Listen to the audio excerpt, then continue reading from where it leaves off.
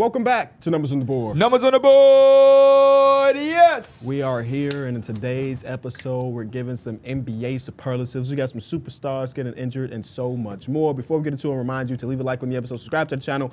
And reminder, we are doing a live show at All-Star Weekend. We only got a few more tickets left, so if you have not got the tickets, you're going to be in the LA area, hit the link in the description, scan that QR code, get your tickets. Yes, sir.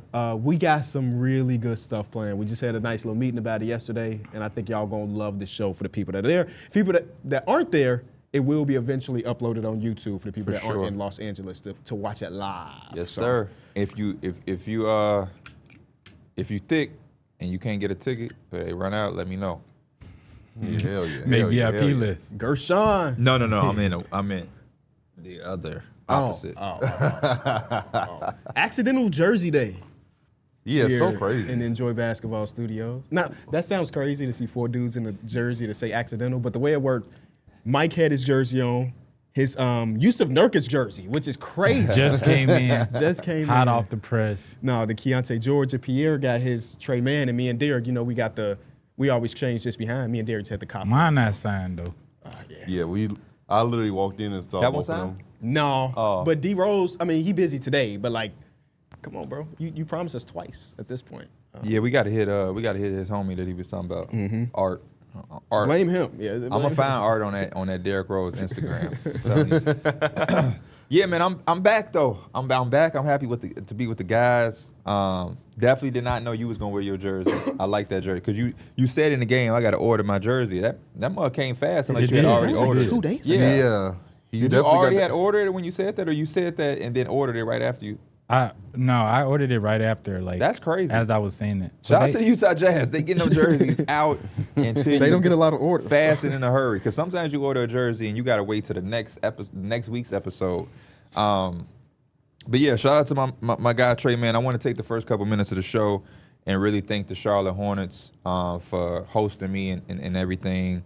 I don't want to give up too much away because I don't want to piss off Christian because he ain't want me to post nothing. He ain't want.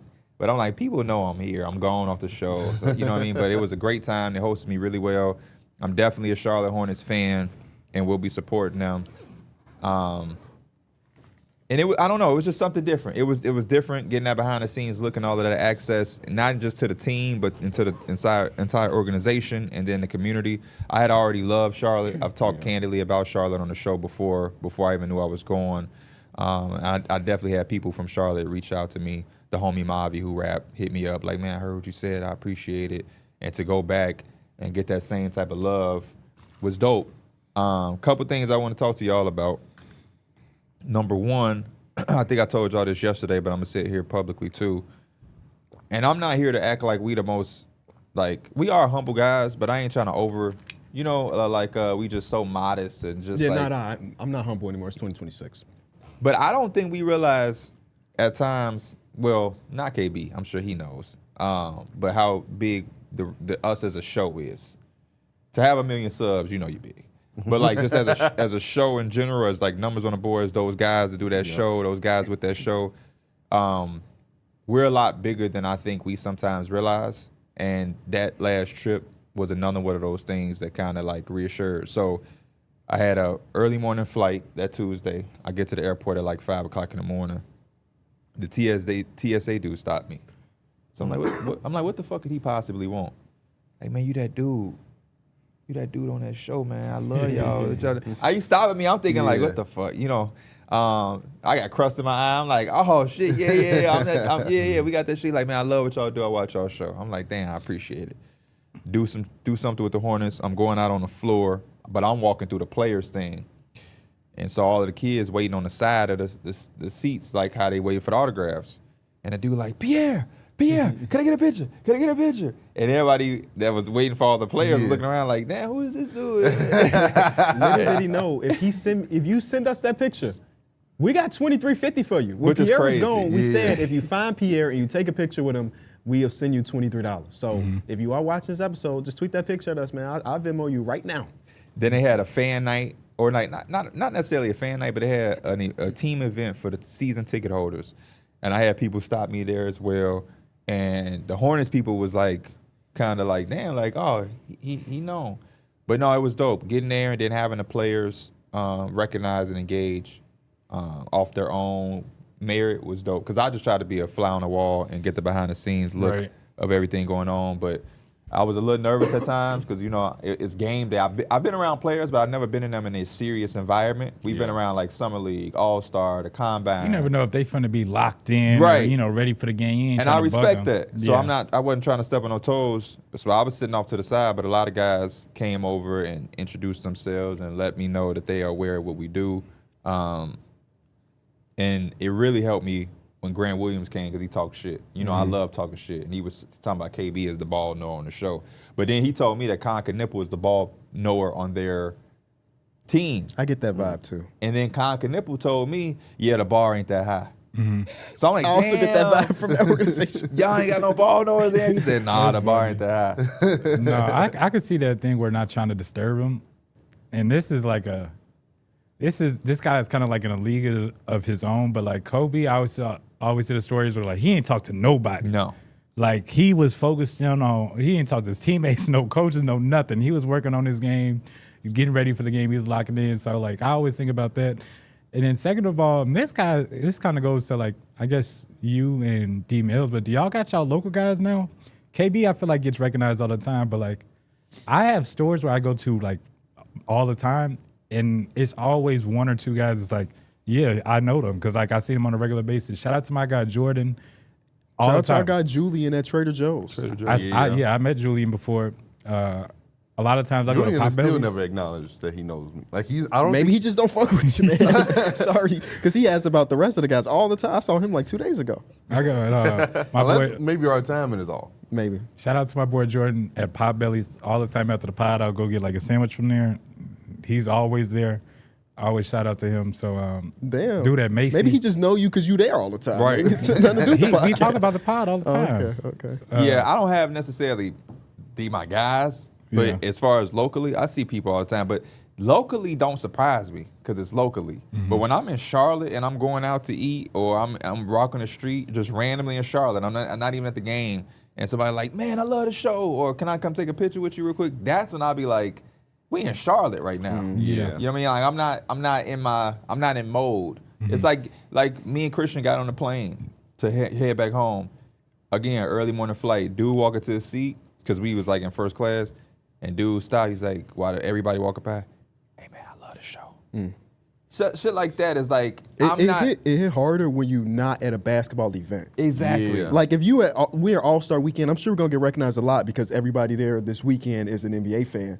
But when you are in a random city at a random time, and you're like, wait a minute, is that Pierre? Like, why would Pierre even be in Charlotte right now? That's what people were saying. Like, what you here for? Because the content ain't out, so they have no idea what I'm doing. Then also when I posted, people would never see this publicly, but there was like a bunch of comments that was like, I wish I knew you was here. I would have went to the game. Blah blah blah. But there is nothing that makes you feel more like a celebrity, ever, than being stopped with your girl at like a mall or something, and the airport. If you get stopped at the airport, everybody else looks around. That's why when that TSA dude said that, I'm like, damn, I'm mad this is a 5 a.m. flight. Because if this was 12, it'd be 1,000 people here, and they'd be like, who the hell is this dude? Remember when that lady thought you played for the Bulls because you had to zip up? Oh yeah, when I was sitting at the terminal. Or when y'all took those pictures with Larry Markkinen, all those people came to y'all like, Yes. who's that guy? Yeah. That's the reaction.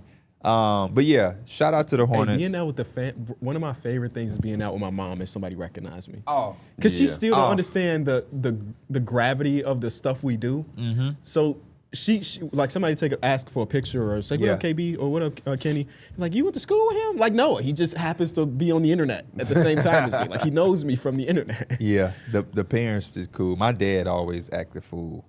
Like, yeah. When you say like $20 for the picture, $20. Oh, you want a picture of my son, not me? I'd be like, look at this dude. But when I first started dating Dana, I took her to the mall, and a dude like he fanned out a little bit, but it threw her off guard, and she was like, "Oh, this shit real." And I'm like, "Yeah, you know what I'm saying." He doing this something. And I was like, "Hey, That's the ultimate stamp of approval. yeah, I right was like, shout out to homie. He could have kept it cool. Like, hey, I love the show. Because some people just do that. They walking by and say that. Those are my favorites. But I need a picture and oh my gosh, all of that. To have her be there and see it, I was like, yeah. But yeah, shout out to the Hornets for every single thing.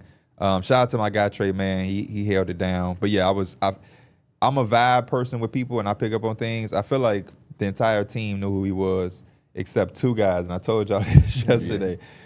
Number one is the vet. I don't think Mason Plumlee knew anything that was the fuck going on. And number two, and I would love to know if I'm wrong. Let me know if I'm wrong to these two players or if they got teammates. Grant Williams will probably see this. Let me know if I'm wrong. Tejan Salon, I don't think knew any fucking thing about any of this shit. Like he said what's up and stuff. Don't get me wrong, he wasn't a rude. But like everybody else, it kind of got the vibe that like, oh, they've seen it before. They know. I don't think my boy knew at all. He got different TikTok algorithms. Yeah, but shout out to him. And then the last thing I'll say to y'all, we always talk about 10 years or what you want to. It's something about that makes me feel like I need to be around the team. So over this next year, I'm gonna take some time, sit down. I gotta figure some shit out. It's just too natural of a habitat for me to be in. It just feels natural. Never had to. Once I figured it out, Even when I got home 2 nights ago, I watched the Hornets versus Magic because I felt like I was supposed to be with the team. I'm kind of disappointed that I'm home. I love to be with y'all, and I'm going to do the podcast for a very long time. I don't want viewers to hear this and think that next year I'm finna be like, man, I got to change your heart. But like, I text Christian like, bro, I feel empty. I feel like we supposed to be with the team. I'm supposed to be on the team playing. I'm supposed to be asking somebody, are you bro, good? think he on the team. I met everybody. But that meme is real. I really do. It ain't just the players, but I met coaching staff. I met the trainers, and I met chefs, and I met the fans. I went to the events. I went to one of the players' crib and drove in the car and seeing where they get massages. I was in the locker room. I can tell you what certain guys got in their locker right now. You know what I mean? I was about to steal. But I'm like, I'm on camera. I ain't gonna steal them. I met PR people, and I didn't meet Coach Lee, but I was there to see him interact. So I got as much access as I think you're gonna get on a game day. So I feel like I'm a part of the team. And it was tough to leave because it's like, damn, we just made some relations. I just learned my way around the building by myself. You know what I'm saying? So hopefully I could figure out what that role could be or what that could look like. Cause I definitely it's something. Get that LinkedIn page locked up. You know, I talked to 2 people that work for them, and I asked them how they got the job. They said LinkedIn. Yeah. And I was like, wow.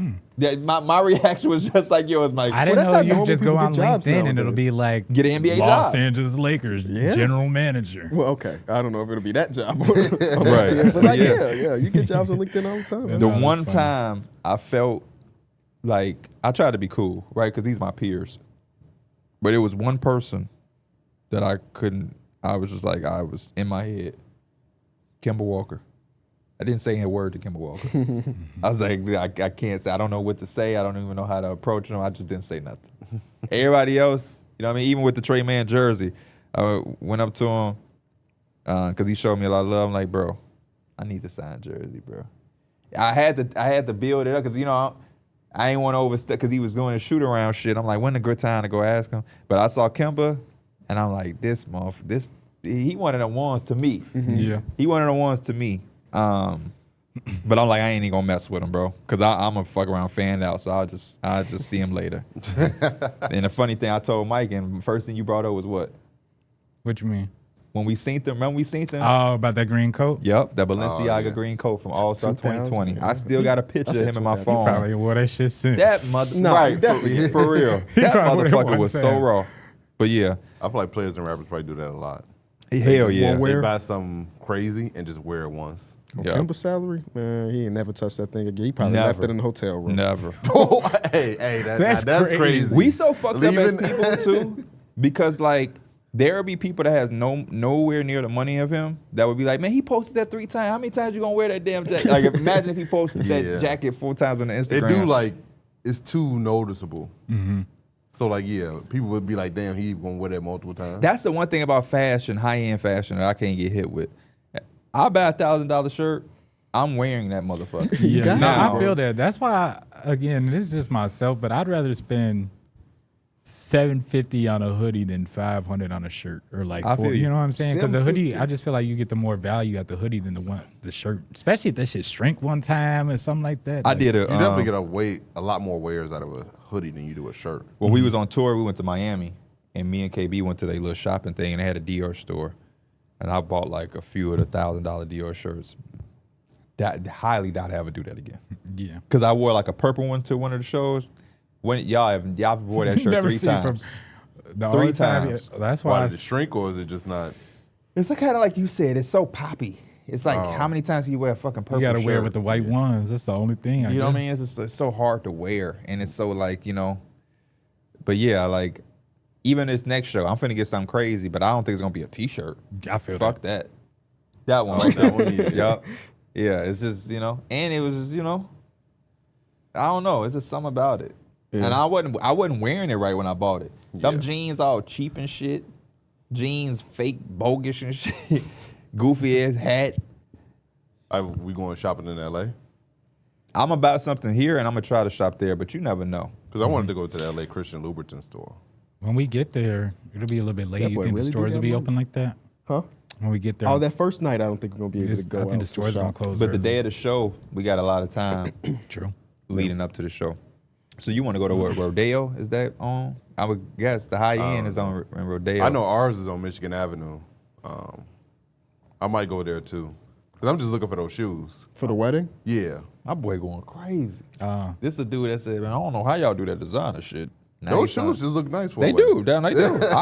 I hope you get them. Yeah. I'm rooting Do you for think you you to get need to go to LA to get them? Can't you order those? we don't have them. They don't have them in store here. Maybe they have them in store there. That's Oh, all. you looking for specific ones? Yeah. Okay. You didn't try to order them? I would, but I wanted to try them on. Yeah, for that much money, Oh, I I can probably see want to try that. them on too. Because so like, True, if I that's can't very try them on, I don't know what to get for like dress shoes. Because I've never really bought dress shoes, and also the numbers aren't in our Aren't, numbers. yeah. So like, I don't. That's it's kinda like hard to get 41, I ain't even 45. Yeah. Yeah. Yes. Designer shoes be like that. Kind of You got too ridiculous. much at money times. for me. Belly Gang Cushington. You know who that is? The Yeah. rapper. He just dropped a song. It was like Belly Gang Cushion. He I don't know actually who hard. the fuck that is, but I just he that Atlanta rapper that look white but he mixed with the like red hair. Belly Gang Gang Cushington. Cushington. That is a crazy got one name. dude you be putting in the Twitter chat. Oh, No, I don't I have think seen this I guy don't think I before. put him in the Twitter chat. Oh, He like a you know real. who He, I'm talking He got about, a though, full right? ginger beard. right there. He like. Wait, let me see. I think I know who you're talking about. I just probably. Oh yeah, I've seen him before. That- Yeah, I've seen I him never before. knew his name Yeah, though. he cold. But in one of the last song I just seen him drop, he said some shit like, I do Air Force Ones because the designer was make my feet stiff or hard. I felt them. I had bought some of them Burberry shoes for that draft show. Feet hurting like a motherfucker. In this picture, the next picture I swiped to, he got 2 pair of Air Force Ones. He got one in his hand and one in his feet. What's going on? Oh man. So designer shoes are a little uncomfortable. They can They always be. looked uncomfortable. I don't know can why. be. When I look like when I'm in coach and stuff, and I'll see they like shoes and shit, I'll be like, these don't look comfortable. It's only so far I can go. Like Burberry got some nice shoes. The Louboutin's gonna look nice. Them big ass Balenciaga, big ass. Yeah, I'm good I on couldn't that get shit. behind the sneakers. I like other stuff though. But yeah, we definitely shop out I there. feel like the sneakers is really just big ass shoes with the symbol on it or like whatever the logo At is. times, people just like big ass shoes. Remind me to talk music and unplug. Okay. We got to drop the mic. We do, and this is straight off the dome too. If you could pick one, Shit, I almost spit out my You teeth. had to say that. I almost spit out my teeth. This off the dome. Yeah, I ain't prepped straight for off this the- episode. He like, shit, I need Pete to talk about this Charlotte shit. this straight off the dome too. If you can get one player, non-all-star, Okay. to get a signed jersey from, who would it be? Non-all-star. Probably CJ McCollum. Just someone who I was such That a makes fan sense of. for you. Yeah, it's good. Growing up and watching basketball, he was just somebody that like I really enjoyed watching CJ play. He just had a good game last night, and just his shot creation ability as a non-all-star has always been something that's been prolific in the league. And even when the times when Dame was out, CJ would just carry the team by himself. And like CJ's always been just a good, steady player throughout his entire career. Non-all-star's tough, Mike. I like people that I show love to, like the one I'm wearing right now, Trey Man. He's not an all-star, but I've gone on my platforms and spoke highly of him, and for him to acknowledge it and let me know he's seen it and appreciate it and give me the message on the jersey, that go a long way. So it'll be somebody like that. I don't want nobody random. Because it's one thing to get a sign, but to have the message. The personal, yeah. Yeah. Because I was thinking Jalen Suggs. Because I did that shoot with The Chipotle. yeah. He was really cool, really dope. Add me on Xbox, bro. Add me on PlayStation so we play MLB The Show. And we have a signed Jalen Suggs jersey over there, but it wasn't from him. It was just from some type of auction. So like a personalized message from one of them dudes is really, really special. Claxton will be at the top of the list too. I got it. When I saw him. Thank you for believing in me, Darrick. Yeah, it was. I don't know. He was just a player that I saw, and I was like, that's an NBA player. And the fact that it came into fruition as a second-round pick. I kind of want to test that theory for you. I want to go back to a combine And see where you know nobody and you just watch for a day. And Because be I like, yep, that's the didn't guy. know nobody. Yeah, Yeah, no, I remember. I remember. Yeah, because that was before COVID, brother. We Yeah. need another one. Yeah. You can't hold on to that one. You know what Well, I'm we saying? haven't been to a combine. You can't cash a Now, we check. went to last year's combine. He didn't we? we like went to a Cam few Reddish holding on combines. to Anthony Edwards. Did we? Yeah, Yeah. you and Mike tried out How for you the think team. they got Oh, the yeah, modest but we didn't, and Rob Dillingham's? But we didn't watch nothing. Last year Oh, we did- could have though. Yeah, we did. Yeah, we left. We literally didn't watch anything. I thought last year when y'all participated, we also saw them. That was 2 years. You remember we didn't go last year. Yeah, 2 years ago. When y'all participated, it was guys out there doing their shit. For sure. I don't think they At had the the end of it. runs. Yeah. Because I remember Derek Fisher ass was yelling at somebody. Yeah. Oh yeah. Non-all-star. I'll throw Kobe White's name out there too. That's your guy. I like Kobe yeah. White. I Ayo probably say Dosunmu. Malik Ayo's a Monk. good one. You might want to get that Ayo jersey soon. That motherfucker not gonna say Bulls. Can I, No, I'm a cheat. Who? Jalen Johnson. You might sneak in there. I need my Jalen Johnson one. I need my Austin Rivers one. Give me my Jalen Tyson one. I like the Jalen Tyson. You know what I'm gonna do? Because I still have not finished my basement. I'm gonna step out on a limb and ask all the NBA people that I know, can you send me a jersey? I don't know for why my you wall? haven't. I don't know why you haven't. I'm shy. I am I'm too. 30, but I'm shy. No, I am too. Trey Man went through his workout. He sat and watched film on the side, and he sat there with the basketball. And I was thinking to myself, how do I approach Right. this topic? But then I'm like, you know what, P? He already showed you that he fuck with you. So the job is already done. You ain't ran. It ain't like I'm going to LaMelo like, hey, let me get that side jersey. By the way, LaMelo, GTA cars, for real. Pull up, orange ass car. I ain't gonna describe his car on TV, but I mean, I'm sure you can see it. Orange as hell. I instantly thought of Mike like, this is a car we would have on GTA. It's crazy that all his cars are like that. He pulled out the street, and that's what made me realize he might know our show. We walked around, and then he pulled out, and he stopped and honked and pointed at us like, yeah. You know, like he's crazy. So you said Malik Monk. I didn't know you was a Malik Monk guy like that. That's my guy. Especially again, he did have his run with the Lakers too. That's That was a- true. that was a fun but year for him. Not only did he have that run, I feel like that run leapfrogged him into where we knew he always could be because the Hornets run was shaky. I guess my cheat would be he's been Keontae missing George. time. You need Keontae You George. need You Keontae called him a George, yeah. star before anybody seen him do anything. Keontae George, my brother need that sign. We can set that up for real, for real. My brother need that sign. Yeah. I'm gonna have to bring That it was to a snipe All-Star. from you. You really called Is him he- a I don't star. know. Is he Yeah, gonna is he? be at All-Star? No, Unless I he's wouldn't doing say some type of All-Star, PR but stuff. He's year 3, right? He can't do rising He stars. couldn't be a 3-point contest. He could. Yeah, He he's been definitely shooting could. the hell out of the basketball. And then I don't want to name any like Modest. We make that happen. Any Knicks players? Just runs him at Whole Foods. Any Knicks players? That's not all-stars that you would like? Josh Hart. I thought Josh Hart first. Josh Hart. Deuce McBride. Mitchell Robinson. But Josh Hart would probably be number one. Shaden Sharp. like Come that. on, man. Shaden Sharp, I give you so much love. But a lot of my guys became all-stars. Brandon Ingram became an all-star. Lonzo Ball.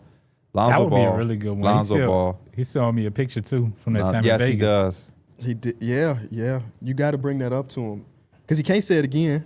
Because he said next time. He said next time, and now it's next time. It's been about 5 years. So next time is now. It's like he remembers, and he's like, you remember I told you next time? Anthony Simons. Nikhil Alexander Walker.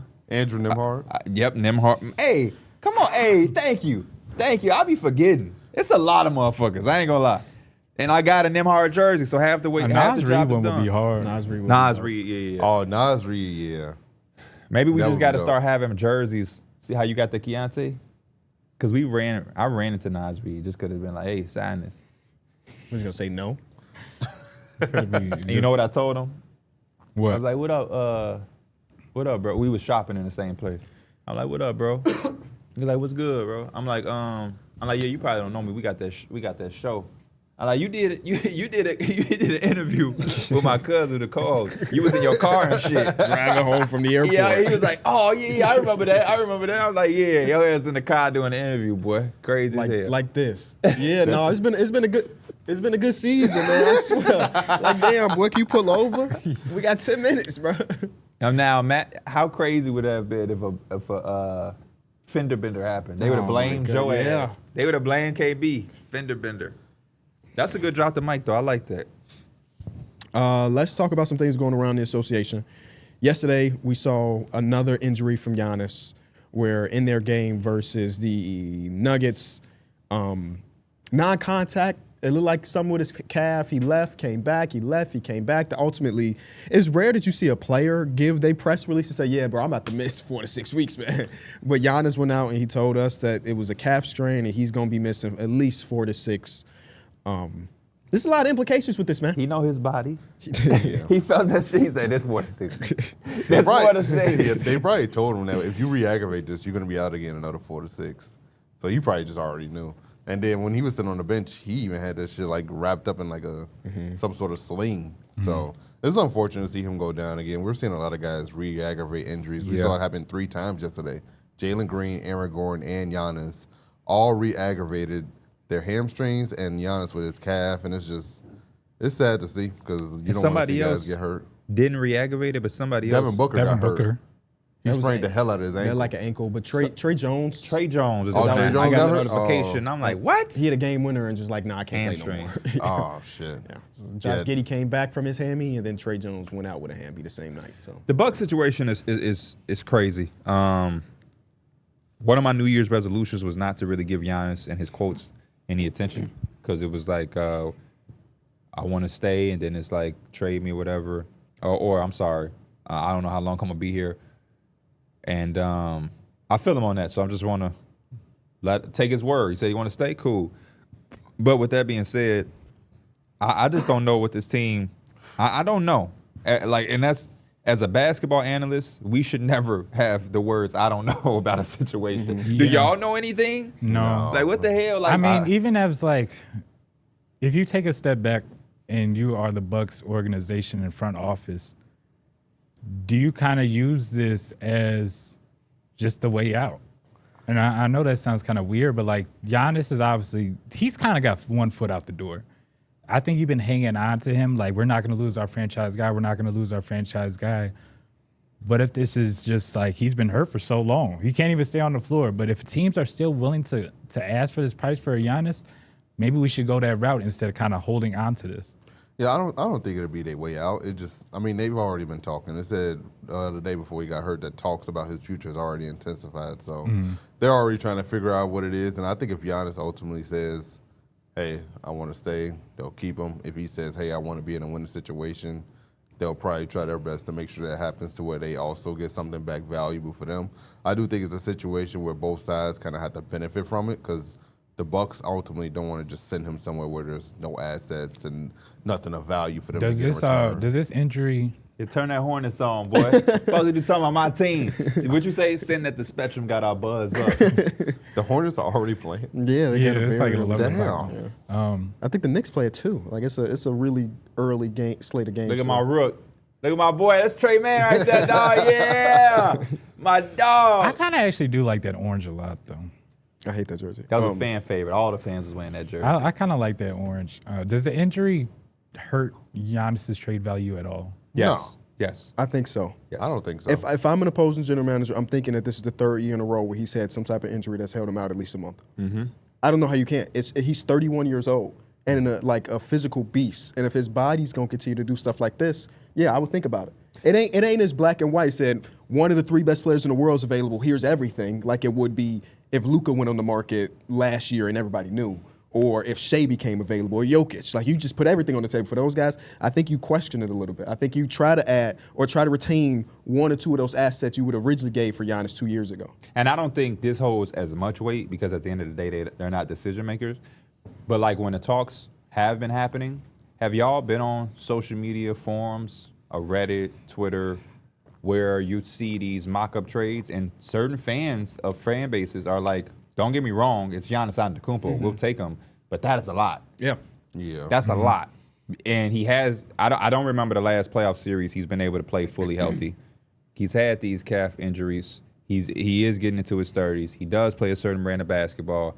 And his contract is, that's the other thing. I feel that the Bucks, the longer they wait, even without the injuries, it hurts them because the contract is getting, what, he got 2 years?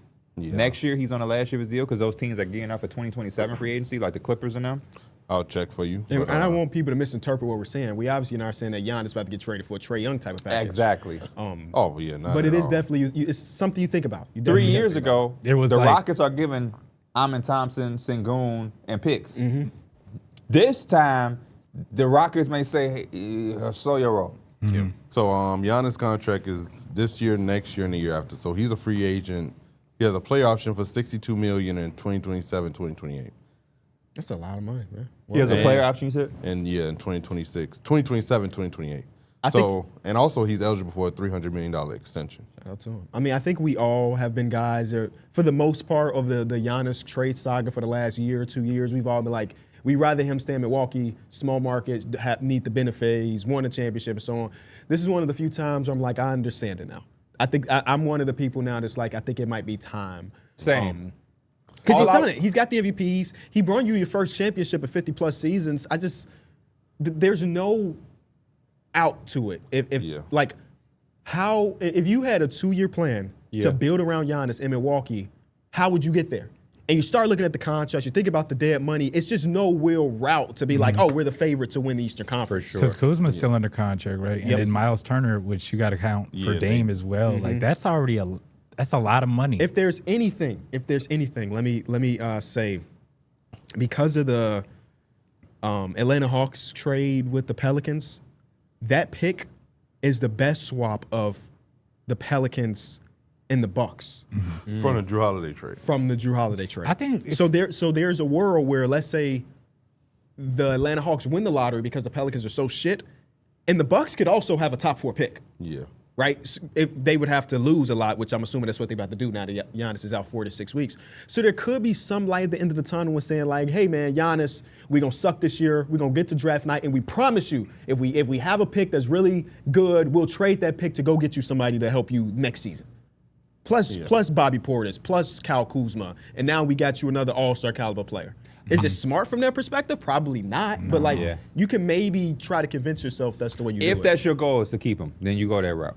The one thing that I will say, as far as us wanting him to stay, that's all I did. That's all I asked. Stay and try. He tried. All signs point that they can't. Cool. You see with Devin Booker, when KD and them was leaving, remember you kept saying, man, he gotta go.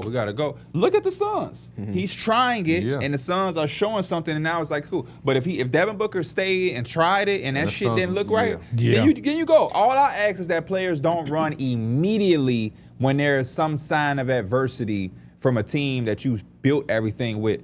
I'm not saying a player got to stay through everything, but like try. Just try. And I if will it say don't at the work beginning out, of the cool. season, the Bucks were actually pretty good. They were. A couple games over. And then Giannis got hurt. And then boom, it went downhill from there. And they were already so far behind the 8 ball that it was just so hard for him to carry them back up the relevancy. That's a tough part for them. I think with KB's earlier point about the teams reassessing how much they would give. Not that you wouldn't give a lot because it still is Giannis Antetokounmpo, but for him at 31, dealing with the recent injuries he's had, to have to continue on a night-in, night basis to carry a team, that's a lot to ask for a guy, with already so much mileage on his body, and there's no real second guy to lean on. Ryan Rollins, as good as he is, and as good as Miles Turner can be, he doesn't have there is no Damian Lillard where he can, Or Chris Middleton. exactly. And I feel like that he hurts doesn't them have too that. when Giannis is on the court because you want to because he's just like one of the best in the world, but they damn near rely on him too much. Where it's just like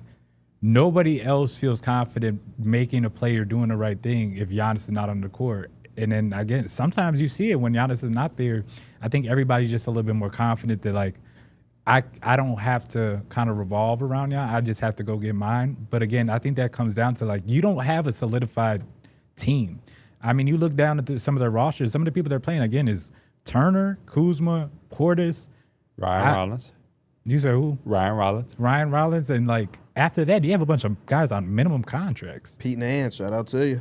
Yeah, I mean, I think it was Kevin Porter Jr. or either Ryan Rollins. One of the guards KPJ. they had said that they don't know how to win without Giannis. KPJ said that. Yeah, KPJ said that. So, like, it's clear that in the locker room, none of them know how to win without Giannis. And it makes sense. I mean, he's such a gravitational pull that he just makes it so much easier for all of them. Mm-hmm. So, like, when there's no Giannis, it kind of makes it a lot easier for teams to, like, you could tell the energy's They did make a good little comeback last night, though, without Giannis. You could tell the energy's been kind of sucked out of the Bucks too. Like there's games where they're down 20 and everybody's head is down. I mean, the energy's gone, no hustle.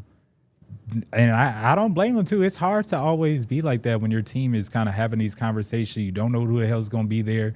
And there's always the conversation, you need to be a professional, but these things do affect players. Yeah, it's kind of crazy that like a week or so ago, Bobby Portis was saying, Giannis saying he wanted to stay here, like relieved a lot of the tension and pressure of the locker room. But then recently someone reported that the tension is as high as it's ever been in the Bucks locker room. So now it's kind of like crazy that it shifted that fast in just a span of weeks. Or either that first report that Bobby Portis said was either just not true.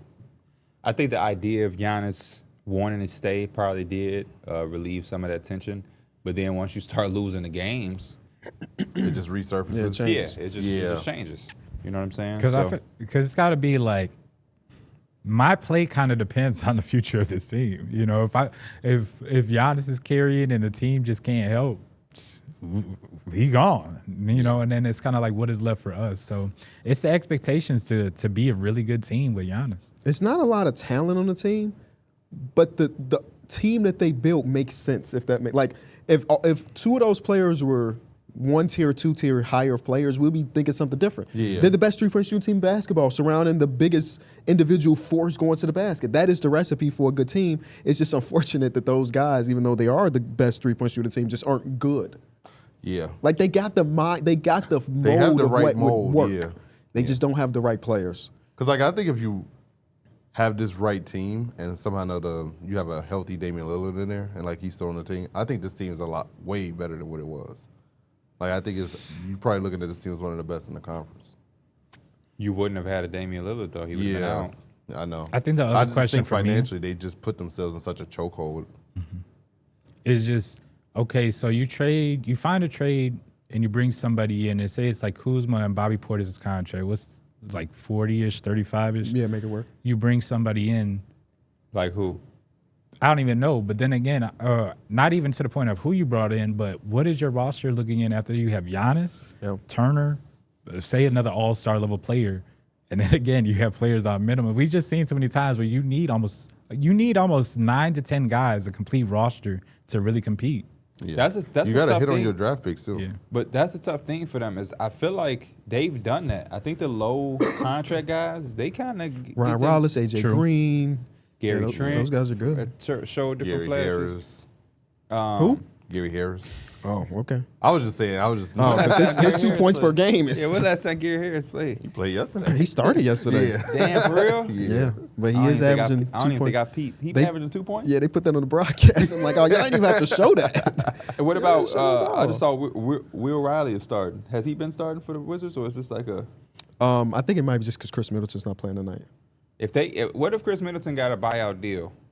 Go home. I'm coming home. Are they a second apron team? Who? The Bucks? I don't think they are. I think they're below it. Because I was just going to say if they second apron, they're not even in the conversation at all. Let's pull up FanSpo. I want to say they're. I would have said no though. But then again, the extra $20 million from Dame could change up everything. Oh, I don't know. But also, I mean, Chris Middleton, you go back because you've spent 10 years there. They're over the cap, non-tax team before trade. But what do you owe to Milwaukee? That was Gary Harris' second game starting, by the way. Did he He's played in 34 games. and he started the last two. the hell? Why The that? game he started against the OKC Thunder, he only played 9 minutes. So they have 11 million in tax space and then 17 million before they hit the first apron. Yeah, no, I'm saying like I don't understand that fully, when but- Chris Middleton's eventually bought out in a few weeks, he'd rather go anywhere else than Milwaukee. He doesn't owe Milwaukee anything. You gonna trade me away on all these injuries to get Kyle Kuzma for nothing? Why would I just go back to you when I could go to like an actually good team? Yep. Yeah. Unless it's really like I know if I go to Milwaukee, I'm guaranteed 30 minutes a night because nobody else there can hoop really. But I think he probably want to. But then again, a lot of these other good teams are second apron teams, so they can't even get in the conversation for a Chris Middleton. So it'll be interesting to see where he goes. Or he might just end up just staying in the Wizards. Who knows? That would be so sad for him. I hope he gets bought out. Yeah. It's not that he's any like really good anymore though, but it's like every couple games you're like, oh yeah, that go Chris Middleton. That go we Chris know. Middleton, yeah. Yeah. Yeah. I wouldn't mind him somewhere. He good sixth man, seventh, probably close to a seventh man than a sixth man on a good team. The lower Maybe he gets eighth on the man. roster, the better it gets. That's fair. Yeah. Yeah. Yeah. Okay. Next injury piece of news we got right before we started the show. Ja Morant is going to miss at least 3 more weeks with an elbow. So unfortunate because he was actually playing good too. Like he was looking really good, looking back to like close to old Ja. So that's just another big blow to the Grizzlies. This gets into like more scarier conversations too, because he was already on the line of like injury prone and can't stay on the floor. The trade conversations were ramping up, and he gets hurt again. I don't know. We haven't yet to see Ja Morant consistently on the floor to give us any type of gauge into like, is he somewhat back or is he actually taking a step back like we're really seeing? It's hard to tell, and I wouldn't be surprised if he was playing hurt part of the season when he was playing, and maybe that's part of the reason why he just wasn't even playing as well. He just has to get healthy at this point. That's the number one thing. His last 5 games, he was 24.8 points per game, 9 assists, 2 rebounds, while shooting 39% from 3 on 3.5 attempts. So you can convince yourself a little bit that things were starting to turn around for him. But in those, the last 5 games go back to last calendar year because he missed 6 games in the middle of his last 5 games, and now he's about to miss another 3 weeks. And if there was any potential trades for Ja Morant, I think they're dead now because there's, in my mind, especially if he's not going to be able to play, there's no reason from the Grizzlies' perspective to trade him with his value being that low. Yeah. Because at that point, it's really just a salary. I'm saying I'm buying. It's the value has to be so low. Teams would have to be interested, just because again, you're talking about a guy that literally can't stay on the floor, but the potential is through the roof. You're right. So it's like his ceiling is so high, all NBA. But What do the Grizzlies get out of that though? that's the best point. I don't you can think really imagine. I think it benefits the other teams that his value is that low, not the Grizzlies. I Because- don't see them getting much unless they're So they really wouldn't just trying to trade get him him out the. Because the lineup. main thing was more like, because the value is so high, we just have Yeah. to say yes. Yeah. I just don't see them as we going to sell for expirants. Because what does that do? That doesn't do We anything already for suck too. them. Yeah. Jaren has been playing really good recently, though. I just wanted to give him some flowers. I've been appreciating his getting to the foul line over the last couple weeks. And I was just looking at his B-ball index. Because it's sometimes for me, if I'm not like locked into a game, it's hard for me to be like, determine how well a player is defending on a nightly basis. Because I'm not like really diving into Grizzlies ball. It ain't as bad as I thought it was going to be. It ain't all defensive like he was a few Nowhere years near. ago. But advanced stats-wise, again, eye test may sell something different. It's still some value there. And I've said it on small ball. I'll say it again here. I think that Jaren Jackson Jr.'s value as a ball player goes up when he's playing with a real 5.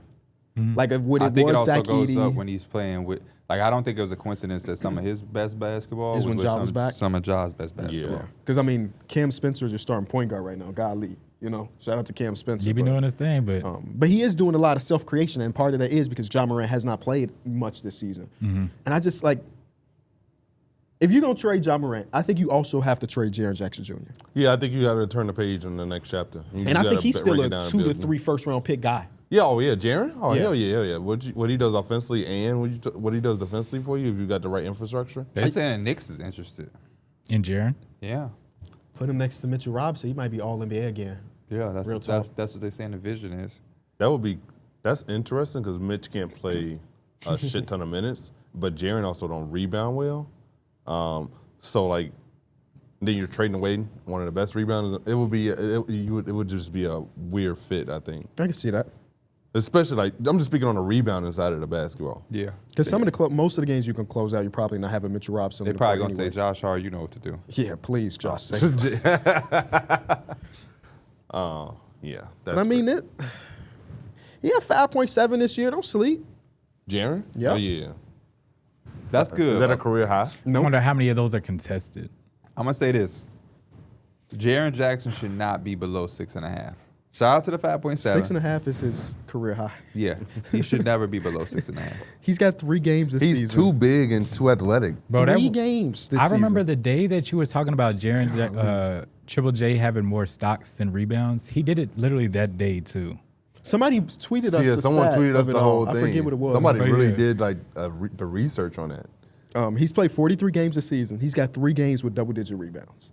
Do you know how insane that is? To be But he's a guy that I don't 6'11". even. Okay, don't get the double digits. But dog, Get 7, 8. 8, you getting 4 on accident. 4 just gonna fall in you just because you 6. He's supposed to be able to get 1 offensive, 2, maybe 1, 2 offensive too. Yeah. He's got Just like- 15 games with 0 to 5 rebounds. So I just think that's unacceptable for a guy his size. I don't know. He's got a That's game just always versus the been- Lakers where he played 30 minutes. He got a board, What is he shooting from 3? Is he one of those guys that we automatically just be like 36%, Okay, how many he taking? 4.5. And what he's at, I've been liking his like around the rim finishing. Mm-hmm. What's that at? Or just field goal percentage? His 2-point percentage is 53%. Not awful. Could be better. But that don't include like that's not specific. That's not That's just just not in paint. the That's paint. like That's yeah, mid that's range, not but the that's same just thing. straight. So yeah. yeah. Yeah, I would be interested in Jaren if he became available for many, many teams. Oh, small implication for the Giannis injury. Darrick is guaranteeing that we're a playing team again. Oh yeah, It might be so unless big of y'all an sell at the implication. deadline. I don't think if we set the deadline, I still don't think we're gonna be worse than that Bucks team. We already got like 4 games on them. That shit crazy because like That shit crazy. Charlotte could catch up. I saw somebody tweet this and I can't stop thinking about it, and it pisses me off the more I think about it. The Giannis injury might incentivize Artunis Karnisovas to not just sell but try to be buyers. That's Because hilarious. the worst we're gonna be is a play-in, so you might as well be good as a play-in team. Look at them Hornets shoot that ball. and it's actually crazy because like the Hornets aren't a bad team. Their record yeah. is just bad. Yeah, they're not a bad team at all. Like, You were asking about Jaren's rim finishing. He's at 60% at the rim, which is 19th percentile amongst other bigs. So not great. not great amongst other bigs. 60%. Yeah. Yeah. You was fucking with it at first. Yeah, I had to think about it for a second. As someone his size, he should definitely be finishing at a higher He's a rate. floater guy. Floater Yeah. range guy. Push shot. Yep. And he like He not push the shots and center hook spot shots. either. He more like the power forward. He not getting the spoon fed baskets. He's driving as well. Yeah. He's 77th percentile on the push shots and stuff. So he's just stopping a little bit earlier because his frequency at the rim is only 24%, but his frequency in the mid range is 97 percentile. So all of his shots at the rim is the push shot. The but Hornets gonna catch y'all. I think they You can, think man. I think they got to go on like a 8-2 run at least somewhere throughout this season. And y'all got to go on a damn losing streak, which ain't out of the realm of possibility. But I feel like I hope the they Bulls, catch us, P. But The 5.5 Bulls do this games? thing where they go on losing streaks, but then they go on win streaks. Yeah, 0-5, then 5-0. they beat a baby. team they just not supposed to either. Yeah, Minnesota Somehow or another Timberwolves. Beat the Sixers. Yeah, so I know that they just balance it out. That's why they always end up 500. But Trey Jones being out does matter to the Bulls. The thing with the Hornets is like they lost a 2-point game to the Pacers. They want that back. That Cavs game that I was at, they want that back. Because if they play how they did to close the game at the beginning and never was down as much, they could probably win the game. But they got good wins, man. They beat the Nuggets and held them below 90 points. Thunder. They beat the Thunder. They beat the hell out of his Lakers. They beat the did. hell out of the Jazz, 150 to 95. Like That's actually insane. they got but they lost to the Pacers by 2, and then the night before they lost to the Raptors by 1. yeah, they can't close games. They struggle with closing games. Eats them up. Their advanced stats say that they're a 500 team. They just don't close They games. beat the Bulls, they beat the Thunder, then they lost both of those games on back-to-back nights by a possession. That's a 4-game winning streak. Well, no, because they beat the Jazz. That would have been a 5-game winning streak for them. Yeah. That hurts them a lot. So in the second half of the season, they got to make sure that they beat this team that they're playing, the Wizards. They got to make sure they beat the jawless Grizzlies. They got to win the Pelicans they're going to play. They got to win those games right there. But it does get tough for them. They're the anti-Lakers. Where the Lakers advanced stats hate them because they just win a bunch of clutch games. Good, yeah. And they got wins. The Hornets advanced stats love them, but they don't have the wins to match it. They're the exact opposite of the Lakers. They come to Chicago February 24th. I should link up with my guys. Might as well, right? I mean, you see it on the court. They actually don't play bad. Yeah, they've had some injuries too. Brandon Miller's shoulder. They was fucking the Magic up a few days. Turn that on. They got a lot of just dribble penetration from like 3 to 4 guys. Yeah. Y'all want to get into this NBA Superlatives? I Can like get a Mills these. Man's of the Week? Oh, yeah, of course. I want to show some love to my big fella out in Utah, Yusuf Nurkic. Yusuf Nurkic. Let me pull up this. I had the stat line, but I had pulled up Fanspo. So hold on. Yeah, big Nurk. Nurkic gave us 2 triple doubles this week. Us. Talking about did as say NBA us. fans, NBA enjoy Yeah, as NBA fans, you got to appreciate a good Nurkic game. Okay. Against the San Antonio Spurs, against the best defensive player in the league, and Victor Wembanyama, he gave him 17, 11, and 14 with a steal and a block. With those 14 assists, Nurkic only had 1 turnover. That's amazing, Nurk. Against Minnesota, against KB's favorite defensive player of all time, Rudy Gobert, 16, 18, 10, 1 steal, 1 block, and only 2 turnovers with a plus-minus of 8.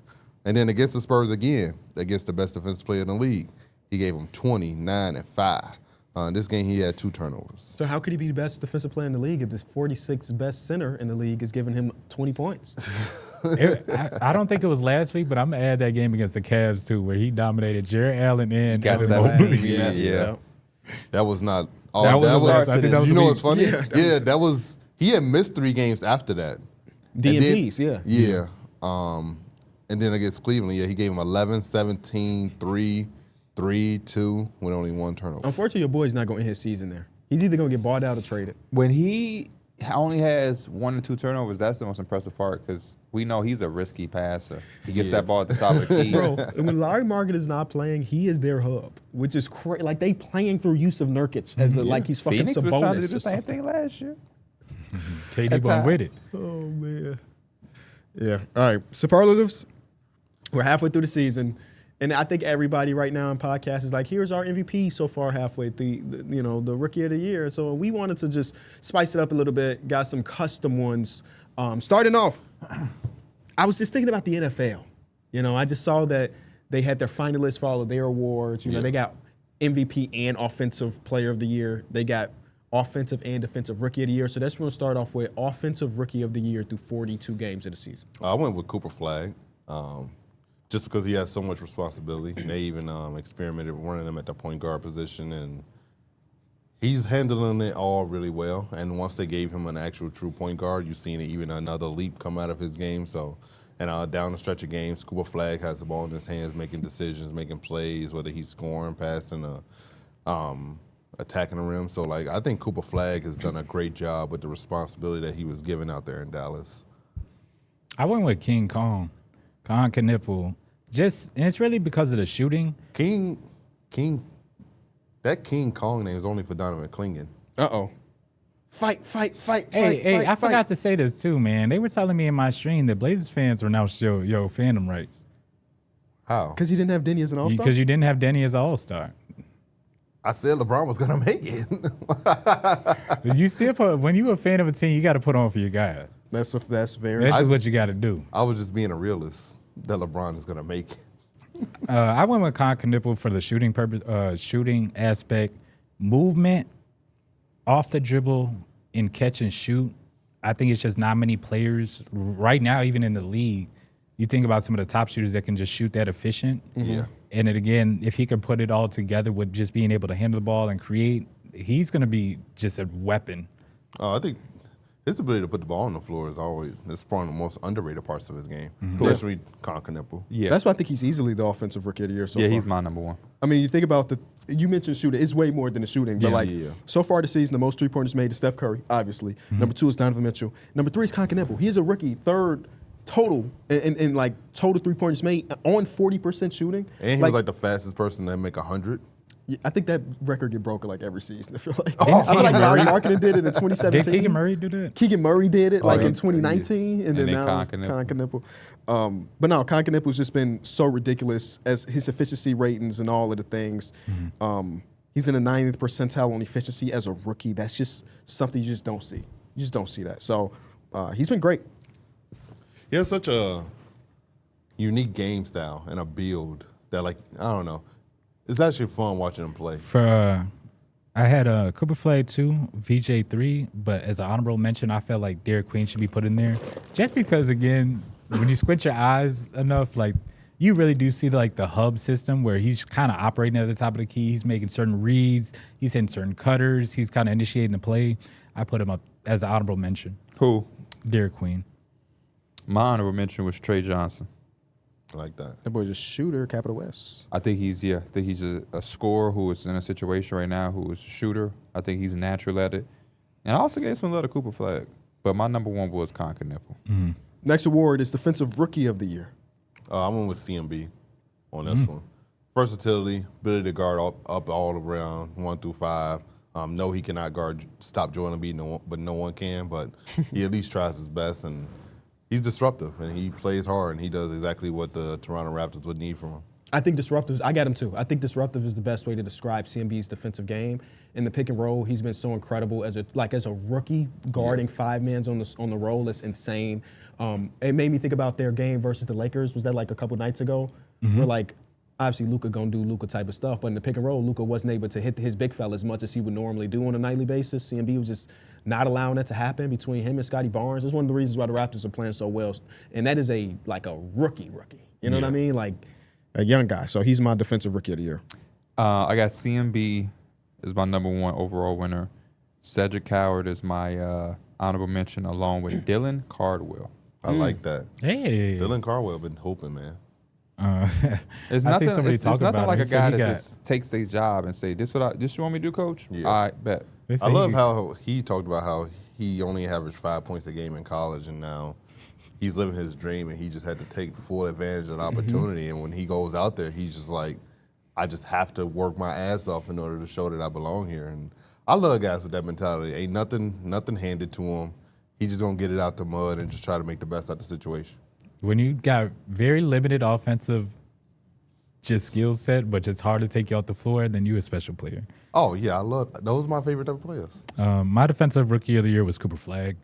He is just amazing. There was already the talks about what he could do defensively coming into the league, but again, I think he's kind of solidifying it more. You see a lot with the big blocks he has, a lot of like clutch time steals, but just overall, I think that he is going to be one of the best defenders in our generation. I want to give an honorable mention to not on this award, but just thinking about the rookies. Caleb Love is like an actual NBA player. Oh, and I didn't yeah. think he was gonna be. Yeah, But, I Caleb mean, Love because is I didn't nice. watch him in college, but I knew the reputation that he had from Yeah. coming out of college. And blessing disguise, I meant to bring him up last episode because they didn't have any guards. So it's like this undrafted dude, you got to come in and hoop. And he's had a couple games where he's in 6 threes. You know, Yeah. he gets after it defensively as well. So I just want to tip my cap to Caleb Love because I actually saw Blazer fans. It's like I'm coping real hard. I'm acting like Caleb Love was the guy we drafted 16th, and Yeah, I Jan seen Hansen that. was the undrafted dude. And I was like, yeah, that kind of makes sense because Jan Hansen not really doing anything now. Well, Young Hansen was also so raw. Yeah. He was like so. So like raw that he's projected to go in the second round. Yeah, I don't know. That them moving up to trade him. Who's that, always- Schmidt? Who's making decisions over there? Is that who it is? Mike Schmidt. Mike Schmidt. Yeah, shout out to Mike I thought it was Joe Cronin. Well, he's the GM, but Mike Schmidt was like the Head scout or this something. head scout. Oh, the head He did scout. all the draft work back in the day.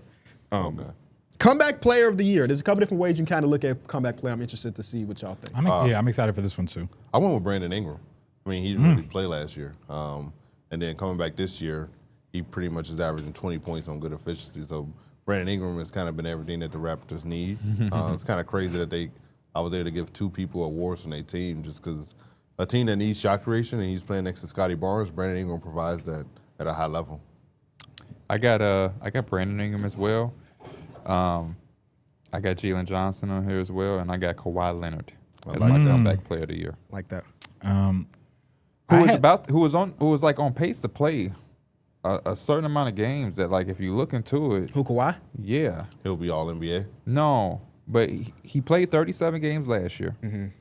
Played 68 before that. Then it's 52, 52, 57, 69.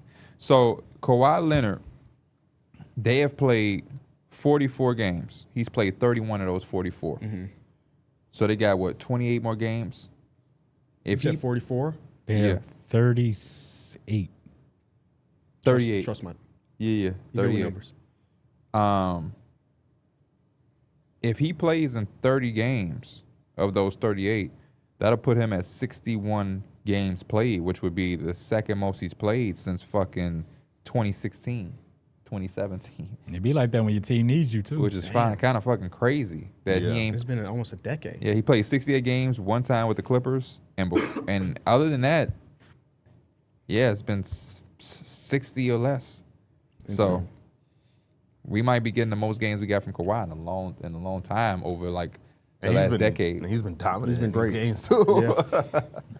And there's a chance he plays more than 30 games, but that's just like leaving some cushion.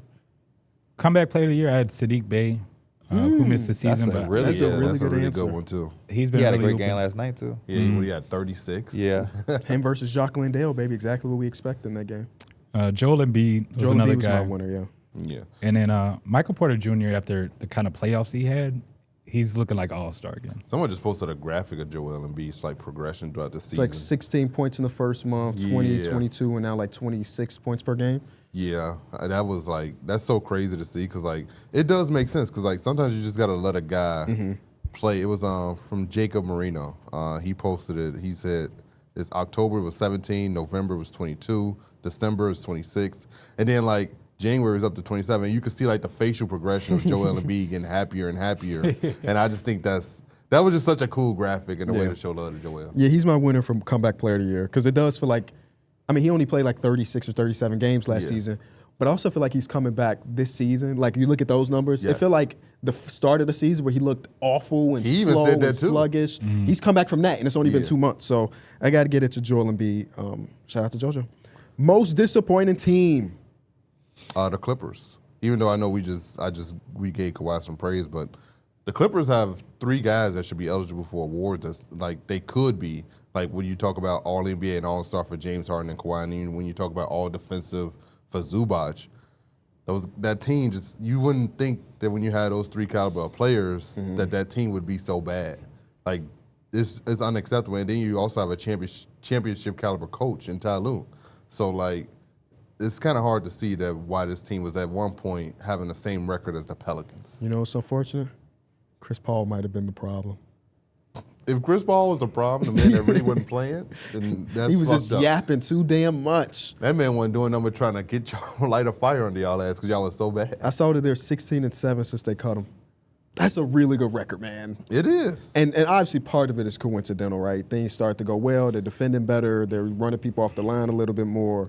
But one of the Kobe's, Kobe Sanders, was like, yeah, man, we just got rid of the outside noise and we're just together for the first time. Yeah, I mean, I'm like, they also damn, had- that really is anti-Chris Paul. They had Probably. a fire under their ass too, though. Like Yeah. they was bottom of the West. Well, he was thinking OKC getting the top 3 pick, man. Yeah, like talking about teams potentially tanking against them, they were so bad. So I could see how you just have a natural turnaround. Like Yeah. when you're at the bottom like that. They just had too much talent to be that bad. Yeah. Even if the talent is old. But then again, the younger guys are really stepping up recently. So you got to love that. My most disappointed team is the Orlando Magic.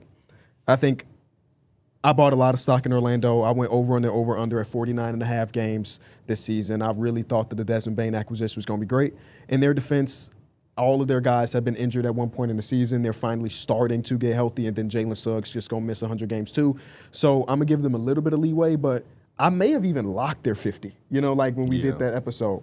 And they're not getting to 50 unless they just rattle off 18 in a row soon. So they've been hella disappointed. And I think it's mostly because the one thing I thought to myself before the season started, even if they did have some type of major injury, they're going to always be able to fall back on that defense. Yeah. And now even Paolo Banchero's talking about, like, we just don't even have that to fall back on. If your star player is saying that, Jamal Mosley is talking in his interviews about some of the stuff he can't control / they can't control. The vibes are just not high, and it don't make me think that they're going to turn it around. So they've been hella disappointing. I got the Magic as well. I got the Hawks and I also have the Grizzlies as my disappointed teams.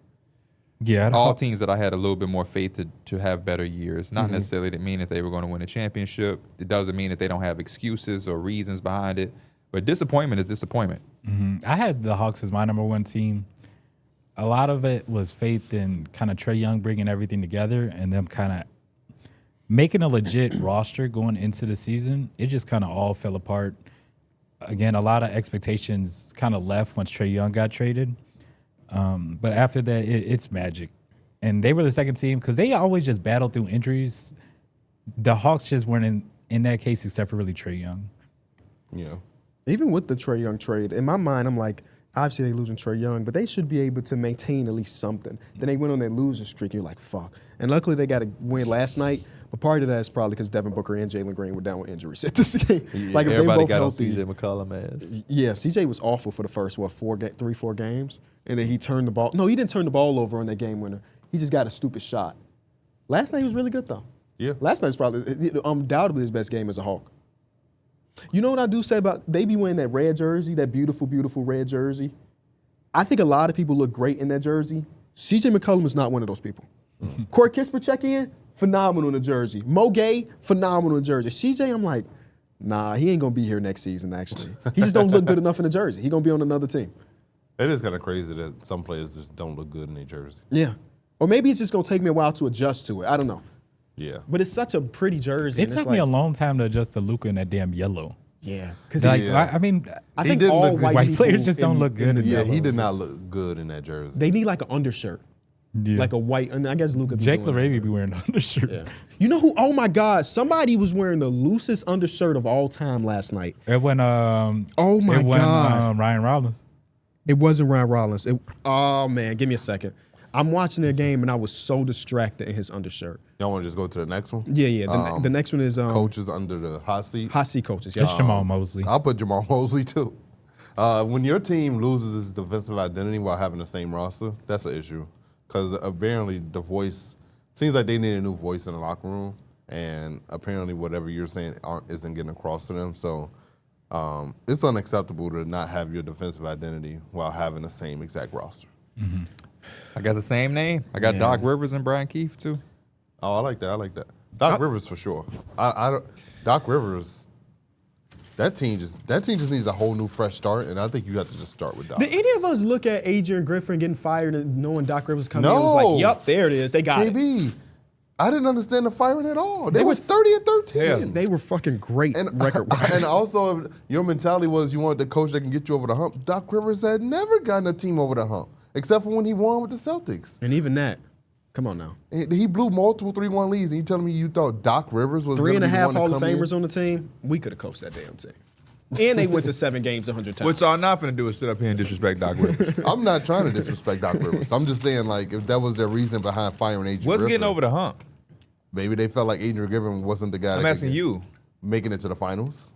That's getting over the hump. I thought they probably felt like Doc Rivers probably had a better chance of getting them. I think they did that too, but It just still never made sense to fire a coach that has a team at 30-13. They did it with you don't think the Clippers with Doc Rivers ever David got over Blatt. the hump? David Blatt. Remember David Blatt? And it worked. No. Tyronn Lue came in and won a championship that season. But when that David was Blatt got- LeBron James. But I'm just saying, there's precedent to it. I think they hit the exact same record, David Blatt and Adrian Griffin. And Adrian Griffin? Yeah.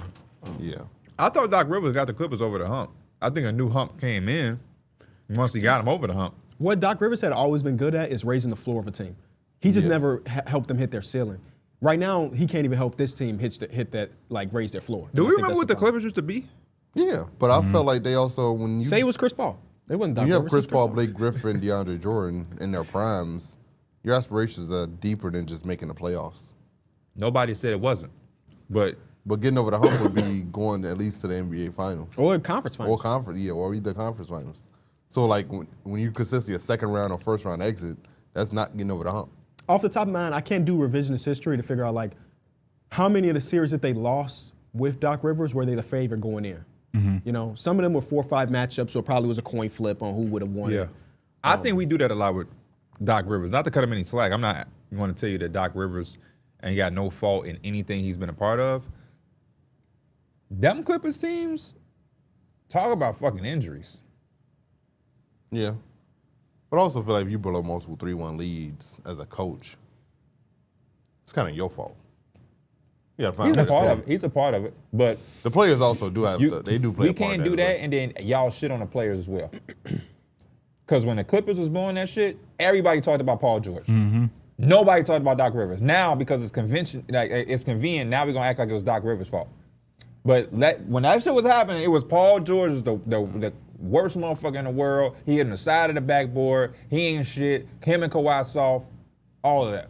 I remember them talking about a lot of the team though too. I don't think it was much as Doc Rivers, but like Paul George, like I feel like that's damn near where the meme really started was Paul George when they blew that damn 3-1 lead. But again, I saying Pandemic P. Pandemic P. Yeah. I remember a lot of the other like Patrick Beverly, Montrezl Harrell, like they was getting because they was doing a lot of talking. Remember when they first got Paul George acquired, they was like, "Don't join the ship now." Yep, and they had a lot of all that rah, and then they ended up losing. They couldn't even get to the Lakers because you remember that was supposed to be they were going to be the rivals, but no sir, they couldn't get past the first round. One of Doc's best things, obviously other than the championship, is that 2018-2019 Clippers team. Is that him, just Blake Griffin?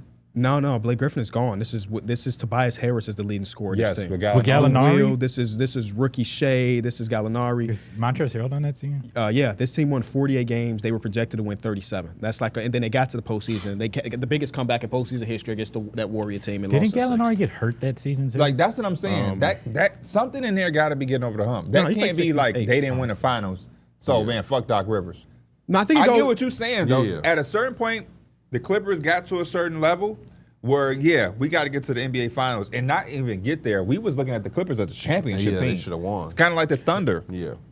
But all I'm saying is that wasn't the immediate thing. Oh my when goodness. Doc Rivers first became the coach, they was becoming relevant and was becoming good. Hey, here's a crazy stat. That was the only year under Doc Rivers that they hit their over-under. Which one? The one we talking about with rookie Shea and Lou Will. So with Chris Paul, Blake Griffin, and we was thinking this is because they probably had the like 50. championship They team. probably had super high win. Dude, this is how crazy it is. Over-under his first year as a head coach, like officially. Over-under was 57.5. They won 57. Wow. The year after, over-under is 56.5. They won 56. See that Clippers team? But you see They how couldn't get that one game. You see how without the get that extra context, game, man. you see how without the context, it sounded like Doc Rivers. Here's another one. Doc Rivers' team have blown 3 3-1 leads, 5 3-2 leads, and 1 2-0 lead. Lost in the Game 7 at home 4 different times, 5 if you count the bubble. Were eliminated 10 times at home in general, 11 if you count the bubble. Gone 16-34 with a chance to close out a series. All of those stats, Darrick, I'm putting on Doc Rivers. Seriously, like Some of Game those get a 7. little wild. At home. I'm sorry. 16-36 when a chance to close a I'm series sorry, is not nuts. Game 7. That stat. Game 7, I put on the players. Yeah. If I'm in Game 7 and I have Paul George and Kawhi got to give me that Game 7. Mm-hmm. If I'm going to Game 7 and I have Chris Paul, Blake Griffin, DeAndre Jordan, those guys got to deliver me that Game 7. But closeout games being that below 500, crazy. The 3-2 leads, crazy. The 3-1 leads, he gets all part of that as well. Yeah. I just hate the conversation. The Clippers where we make it- conversation when they had Chris Paul and then was always about the small. I didn't feel like it was about the coaching. It was about can we get the wing? Can we get the wing that's going? The wing and them being healthy. Yep. Because they would be great and they would look like a championship team, and then Blake Griffin get hurt and now it's just Chris Paul by himself. Chris Paul get hurt and now it's just Blake Griffin and DeAndre Jordan with no point guard. I was one series out there with fucking Austin Rivers was that against the Rockets? Mm-hmm. They blew a 3-1 series and nobody talks about some of the injuries that they had where Austin Rivers was out there by himself trying to like. I think it's because his dad was the coach. You Don't do crazy. Austin Rivers is one of the best players in America. Your daddy can only get you so far. I'm sorry. Now I like the Austin Rivers make that joke at the open the season, like, why don't I have a job right now? Like, why am I When not? he was interviewing today, yeah. But Back to the hot seat, I also had Jamal Mosley, Doc Rivers, and then I went cop out. James Borrego is an interim coach, and they fucking suck. So I'm assuming that they're going to interview for a real. Could Thiago Splitter also be one of those guys too? Thiago might get a full contract, man. Yeah, I think they're so. playing well enough where I feel like he might just stay the coach if that's what he wants to do. Yeah. All right, best season let me highlights ask you a this question. year. Mm-hmm. Oh, y'all. If Doc Rivers, exit with the Bucks, does Doc Rivers get another job? Right away. Yeah, no. probably. That's the other thing he to will me. get if he wants to coach. somebody will get Motherfuckers him. got so much to say about Doc Rivers, but the people who make the decisions keep hiring him. Yeah, and because there are he's certain not a bad coach. there are certain players that also be wanting him. Giannis Antetokounmpo wanted this Yeah. guy. Yeah. Chris Paul and them wanted this dude. Yeah. All it takes is that one wrong situation. You might let a good coach go. I felt that way when they was talking about Tyronn Lue on the hot seat. I'm like, bro, Tyronn Lue go get picked up so fast. Yeah. There are some people on the panel that think he won because of LeBron, though. I'm gonna give Doc Rivers. Let me give Doc Rivers a little bit of credit. He got to Philly. He hit his over under his first season. Okay. He hit his damn over near under the forgot second I season. damn near forgot he coached Philly. Do you want to hear something crazy, P? I want to hear I'm something crazy. gonna spoil a video. I went to New York to shoot a video 2 weeks ago, last week, whatever Okay. it was. It was an NBA trivia video. This is the only thing I'm gonna spoil about that shoot. One of the questions was name every team that Doc Rivers coached. You Just missed name the them out. Sixers? Bro, I missed the fucking Celtics. No! I'm the only one that had Orlando Magic. Yeah. But somehow I missed the team that he won it with. That's funny. And I damn near walked off set like, bro, this is hella embarrassing, bro. This is so embarrassing. Because that's a layup. That's the easiest one. That's a layup. I was so So embarrassed. you started Orlando. You said Orlando. I went you in said order, Clippers. and we had a shot clock. And I'm like, I'm forgetting something, because I knew it was more than 4 teams. Who am I forgetting? And then the way they did it was like, I'm not going to spoil who's in it. Contestant A, who do you have? And they said Celtics. And I was like, oh my fucking God, how did I forget the Celtics? Damn. How did I forget the Celtics? Doc Rivers said it's over under 3 years in a row, the 76ers. Somebody- 4 years in a row. I would love. Shout out James Harden. I'm not gonna do it. But I would love for somebody to make a deep dive on Doc Rivers and everything that happened in the shortcomings. Everything, even things that you think is his fault, but I team wouldn't be perspective. surprised if there's a I did YouTube a video. I about did a that. stream on it, but obviously it's a difference. It's a stream versus a highly produced video, and that's why I always defend Doc Rivers a little bit, because I think it's just so easy for people to reiterate or restate things that they hear other people saying with the 3-1 leads and shit. But when you look at There's some of like those one here. teams, what is, How many of Doc Rivers' choke jobs were really his fault? How long's the video? 10 minutes is from 2 years ago. That video got to be longer. Yeah, it got to be longer. Yeah. Because we got to go all the way back to the Magic, because T-Mac and them couldn't get past the first round, but that team didn't have Grant Hill. Somebody else made one 2 years ago about the Doc Rivers coaching problem. That sound like they finna go How in long on is that bro, video? bro. This one's 20 minutes. Okay, that feels better. Yeah. I feel like it's got to be at least a 30-minute video, though. Gotta be. Because you got to start with Orlando, the Grant Hill injuries, and the fact that Tracy McGrady's second best player I found a was Pat 30-minute Garrity. one. 30-minute one from 3 years ago. How to Destroy an NBA Legacy: The Downfall of Doc Rivers. Damn. But yeah, see, That's some of from those. 3 years ago, so that's pre-Bucks. Yeah, some of those Yeah. feel like they're just circling in on Doc. I'm saying you got to paint the full picture. Yeah. You got to go in there without having a tie to the teams or Doc Rivers. You're neutral, and you go back and you look at everything, and you realize the Magic signed Grant Hill. He barely played with them. And you now got Darryl Armstrong, Pat Garrity, young Mike Miller, and Tracy McGrady, and you trying to compete in the Eastern Conference. Then you got to go to the Celtics, where they won, obviously. Then you go to the Clippers, the hype of the Clippers. That was a great fucking team, man. That's one of the best 2K teams of all time, by the way. Mm-hmm. And you got to go in and detail, because we get blurred with our vision on, because there are some years that Chris Paul and Blake Griffin probably were healthy and they had shortcomings, which is probably Doc Rivers' fault. But then they also had a bunch of years where those dudes was always hurt, one or the other. If It not got both. to the point where it was just like, yeah, we know they're gonna be a great team. They're gonna be a 50-win team, but they got to do it in the playoffs. And I can't pinpoint off the top of my head which the years. I know one series they played against the Jazz, and they lost Chris Paul, and I think Blake Griffin had broke his thumb or his toe or something like that. And then the Rockets series, I remember Austin Rivers being out there playing hard because they didn't have Chris Paul. It was just, it was a lot going on. And then with the Sixers, again, they never talk about Doc Rivers with that. You know what they talk about with the Sixers? What? Ben Simmons. Oh, yeah. But You just got to dunk the ball. Yeah, that him So seeing Trae Young at the rim and passing it, that is not a Doc Rivers issue. Best stop of Trae Young's I found a Reddit post with the Clippers playoff injury since 2013. Okay. In 2013, Blake Griffin's high ankle sprain and Chauncey Billups coming off an Achilles tear. Oh my God, we just gonna discredit the Chauncey Billups. 2013 Chauncey Billups, that shit don't matter. 2014 said it was a healthy year. It was what year? 2014 was a healthy year. Okay. So they just didn't do what they needed to do. 2015, CP3's hamstring strain kept him out of 2 games against the Rockets, and he wasn't 100%. Was when it he the came second back. round after the Spurs win? Yeah. Okay. 2016, which is the very next year, CP3 and Blake out against the Blazers. 2017, Blake toe injury against Utah Jazz. Boom. I don't remember that off the top of my mind. 2018, Joe they just missed Johnson the was on the playoffs. Jazz in that series. 2019, Gallinari got hurt against the Big Four and the Warriors. They weren't going to They win. weren't winning that series regardless. Yeah. Get well soon, Gallinari. That one game for them feel like they championship. Enjoy retirement, buddy. This is the bubble in 2020. Pat Bev lost a close friend. Montrezl Harrell lost his grandma. Paul George was mentally not healthy. Nobody wanted to be there. Talking about it in the bubble. Paul George was mentally not healthy. We got some water. We got water. 2021 Kawhi ACL injury against the Utah Jazz. 2022 PG missed the playing game against the Pelicans due to a COVID illness. Then again, this is like year after year. He's always got an injury.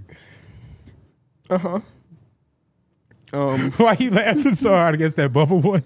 The bubble shit is crazy. It He was mentally not healthy. Only reason I say it's because crazy he didn't want to be there. It's because every Clippers player, when they talk about the bubble, have talked about it being the worst time of their life. Yeah. And yeah, we just all won locked. You know, if we would have been locked in, we would have won for sure. Paul George. Didn't one Lou of my- Will literally say, like, if we weren't in the bubble, we'd probably win that? Yeah. Paul George, one of my favorite players of all time. But them saying he was mentally unhealthy is fucking. That's the craziest shit. Mentally unhealthy. What could that mean? It said he didn't y'all- want to be there. Oh, A lot of because people didn't mentally want to unhealthy be is a there. real. But like, Yeah. in that context, you're like, yeah, bro tore his ACL, but Paul George, he was mentally unhealthy. That's why You know? it's funny because you just read Chauncey Billups' Achilles, Blake Griffin broke toe, he lost a family member, he lost his grandma, he was mentally unhealthy. It's like, what the fuck? Paul George has come out and said he was going through some shit. But that's the thing about the bubble. I think a lot of people were. Yeah. You know what I'm saying? It was different for everybody. Everyone was away from their family. So Did they say anything about Lou Will? His grandma passed, right? That's They when he went said, to Atlanta and he got in trouble because yeah. he went to the, okay. friend. And they didn't even mention Lou Will, so I guess this was more than just Pat Bev. They said Oh, Pat they said Bev and Pat Bev Montrezl lost. Okay. Harrell. I They remember did Montrezl let Harrell Lou went Will to- go for something. Yeah, though. yeah. It was a funeral. They let him go for it. Because they tried to catch him talking about he went to He just went to get some the wings. strip club when they for was some here. wings. With Jack Harlow. I do remember. Was that Montrezl Harrell that left the bubble? No, for that some was food? Rashawn. Rashawn. Rashawn. Sure was. Somebody sent him off that Somebody day. did. He got in a lot of trouble for going to get that Uber Eats, man. Didn't they say Daniel House brought a girl in there? I wouldn't be surprised. I like vaguely remember something Yeah. like that. Jimmy Butler was dribbling his basketball upstairs.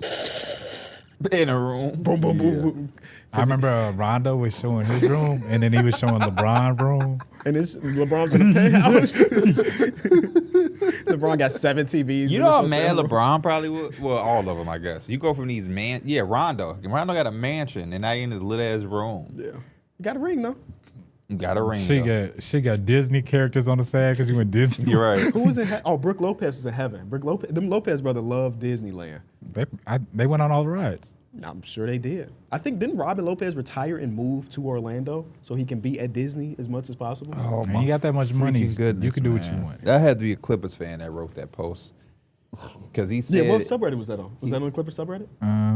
Yeah, it was. Yeah. he said that shit in a way that sounded like, he's like, man, He's a Paul Clipper. Shout out to George- Jimmy Yeah. V34. Paul George is Jimmy what- V. All right, next one is best in-season highlight reel. Anthony Black dunking on 4 Grizzlies. Okay. That dunk was nasty. Yep. That dunk was nasty. That's what I have, It too. just don't even. That's just like what basketball. Like those are like basketball moments that you just don't forget. I ain't mad at that. Individually, I had that one dunk Shaden Sharp had where he was laying in the air. Oh, Where he yeah. was like straight up horizontal Yeah. in the air and he caught a body that way. Overall, Shaden Sharp just highlight reel on the season is nuts for somebody that's not an all-star. Yeah. Like a few nights ago, not their game against the Raptors, the night before that they played against somebody. He at the top of the key, he beam, step back, And then Lamar Hurd was like, no, he didn't. No, he didn't. Like, yeah, Similar he to like did. Gerald Green. Just have a crazy He highlight really, reel. but- this has been a year for him where he can just kind of rock out. Like they need him to score, especially with some of the injuries they have. But he's got the green light. Because I think in that game, Denny left early. Yeah. So he already got a green light. Yeah, it's the game against Miami. Bro, with Denny out, he ain't got nothing but a green light to shoot that damn ball. Who else you gonna have shooting the ball? Caleb Love. It's just him and Caleb Love. Oh, my Good year highlight. for Caleb, son. Hopefully, y'all. Mellow ball saving the ball and hitting the three. Oh, when he's shooting it on one leg. Oh, okay, Oh, okay. bro, that was nasty. Especially seeing that live because that was against the game against OKC. Yes. I also Yeah. got Giannis dunk against the Bulls at the end of the game. He dunked the shit out of that ball. Who might have catch a body on? Jalen Suggs. Jalen Suggs, that's a My- very good one. Yes, he did. That's Yeah. I'm changing my answer. It's that one. Shaden Sharp versus the Kings. I think he dunked on Russ. You remember that Brandon Ingram poster? No, This I year? don't. Brandon Ingram dunked on. Yes, 'cause Yes, I remember Who was you that on? tweeted about it, and I think you did too. I cannot remember I who the hell, definitely but tweeted about it. Because I just wasn't expecting him You to rise starting up. to get me to remember. Brandon Miller had one against Kyle Kuzma too. Yes, that comes to and mind. he pushed Oh him down. yeah, when I don't know why Kuzma That was Ingram there. dunk, I'm slowly. This gonna make me Yeah, mad. please look that one up Because he I dunked the shit. remember that one. LeBron dunk on Cornette. Oh yeah. think it Wemby was on dunk on Dre, Kalkbrenner. even though it didn't count. He dunked on who? Draymond. Oh yeah. Yes. This Brandon Ingram dunk He was on against. Kalkbrenner. Okay. Yes, it was against Charlotte. Yeah, Kalkbrenner. I just couldn't see. Oh, who he it was at home. He had Yeah. hometown vibes. Hell yeah. Biggest overachieving team. The Detroit Pistons. They're the Phoenix number one seed. Suns. San Antonio Spurs. I kind of expected the Spurs to be good. That's what I went off of. The Pistons is a good answer, but no, You that's- expect them to be like second seed good? I expected them to be relevant in the West. Like That's different than like what they're I doing, expected though. them to be like a top 4, top 5 seed. So it is surprising that they're the 2 seed. No, You 'cause expect top them 4 4, or top 5. I mean, you're within that range. You're in that. So if they range. would have been the 1 seed, it would have been cool because you said top 4, top 5. Didn't expect them to be the 1 seed at all. But that one spot under. That's funny ass You back knew and that one. forth. Well, there's a gap. You can see why I didn't expect it because there's a fucking gap. There's like a 7-game gap between them. Let them cook. So like Hey. it's clear that obviously I knew it would be OKC. I love when they argue about It's that clear. one spot Okay. difference. Told too. his ass it's clear. I'm That just one saying, spot difference in the West. you didn't is come so into the much season different. being like the Spurs, yeah, they're going to be the second best team in that gauntlet of a Western Conference. But it's like you not understand what I'm saying. If I'm listening. saying that if they're He gonna, said you listening, but you're not hearing. if I'm I hearing, but I'm not if I listening. said they would be a top 4, top 5 seed, that's in the range. Okay. And So then it's who's your number actual one. pick? So it's number one. If But you I said knew top they 4. wouldn't be the fucking number 1 seed. I knew Who- that would who be your OKC. actual Then you pick? should have said 3 or 4, motherfucker, because top 4 includes 1, doesn't it? It does, but we already knew OKC would be number 1. So what the fuck was you saying top 4 then? You should have Because that's said, in the range. but you said you knew they weren't gonna get it. Yes.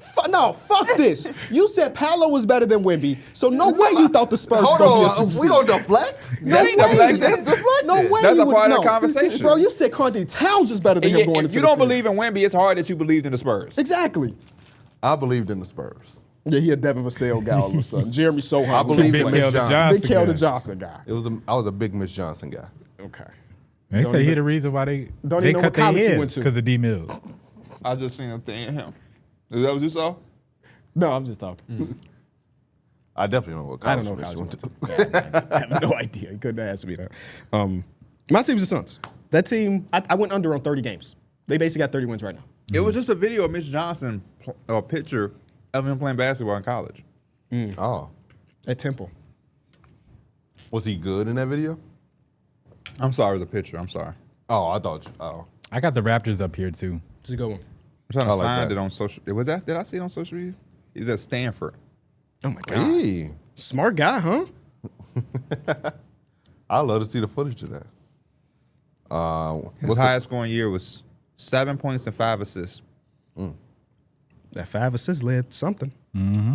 That's bold. He was on able my to do it screen. all. 7, 5, and 4. Okay. Little stashy stuff. 38% from 3.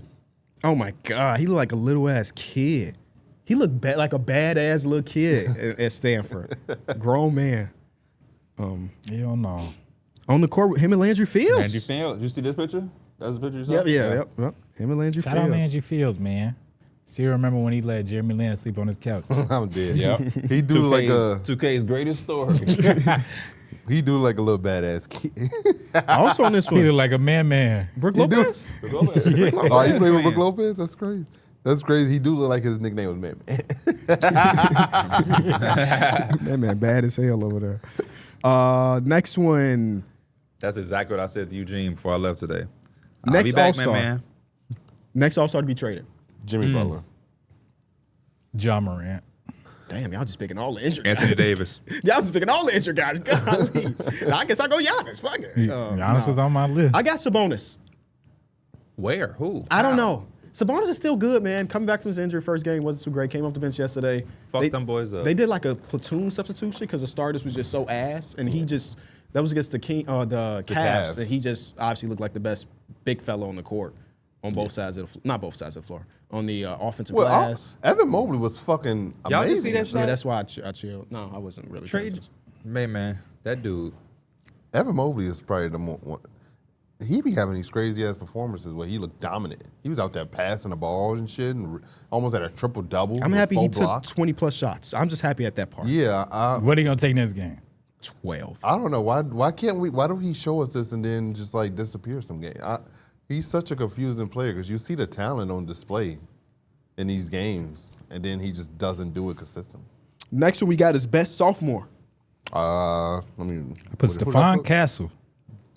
Yep, I have Stephon Castle. I as well. struggle with this one. So I wrote a bunch of names. I got Castle first, but then I wrote Sarr, Klingon, Jalen Tyson, Shepard, and then I said Edie if he wasn't hurt.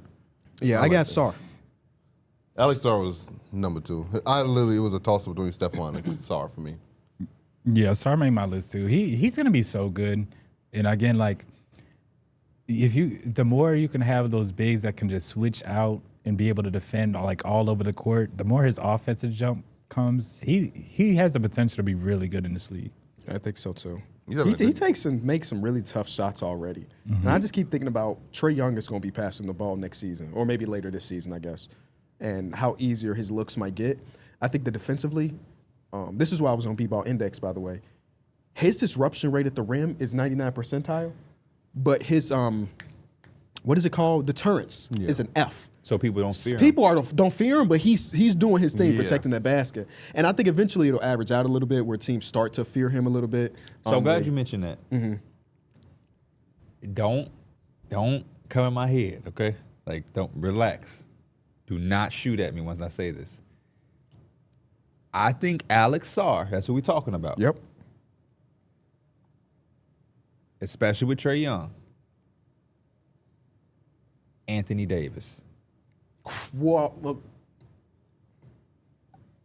2.0, kinda. You like I'm not saying I shouldn't have said Anthony Davis flat out, but like he's Like the a- closest thing we've seen. A knockoff version. Yes, I see some Anthony Davis-esqueness. I see it. Not Anthony Davis, because Anthony Yeah. Davis is like one of one. yeah, he's a top 75 player. Yeah, one of one. But like I don't think we've seen an Anthony Davis prototype come into the league since Anthony Davis. You get what I'm saying? Yeah. I do. You know how like If I squint my eyes hard enough, I can see it. it's almost like you got Steph Curry and then Trae came. Trae Young ain't Steph Curry, but you see the pattern and some of Because the. you talk about the defense, the defense is there. Obviously, The Anthony length. Davis is just a monster, but like the length, the mobility, length, defense. mobility, he can put the ball on the floor. Obviously, That's where he's that not can Anthony grow. Davis. That's where he's not Anthony I was gonna say Davis. that's the part where he can kind of grow. But I think if he can just a little bit, I think it opens up. Maybe he can get a small dribble pull up, or maybe he can get a small dribble to the rim. Because I think he has the skill set, but he just has to be able to get to his spots.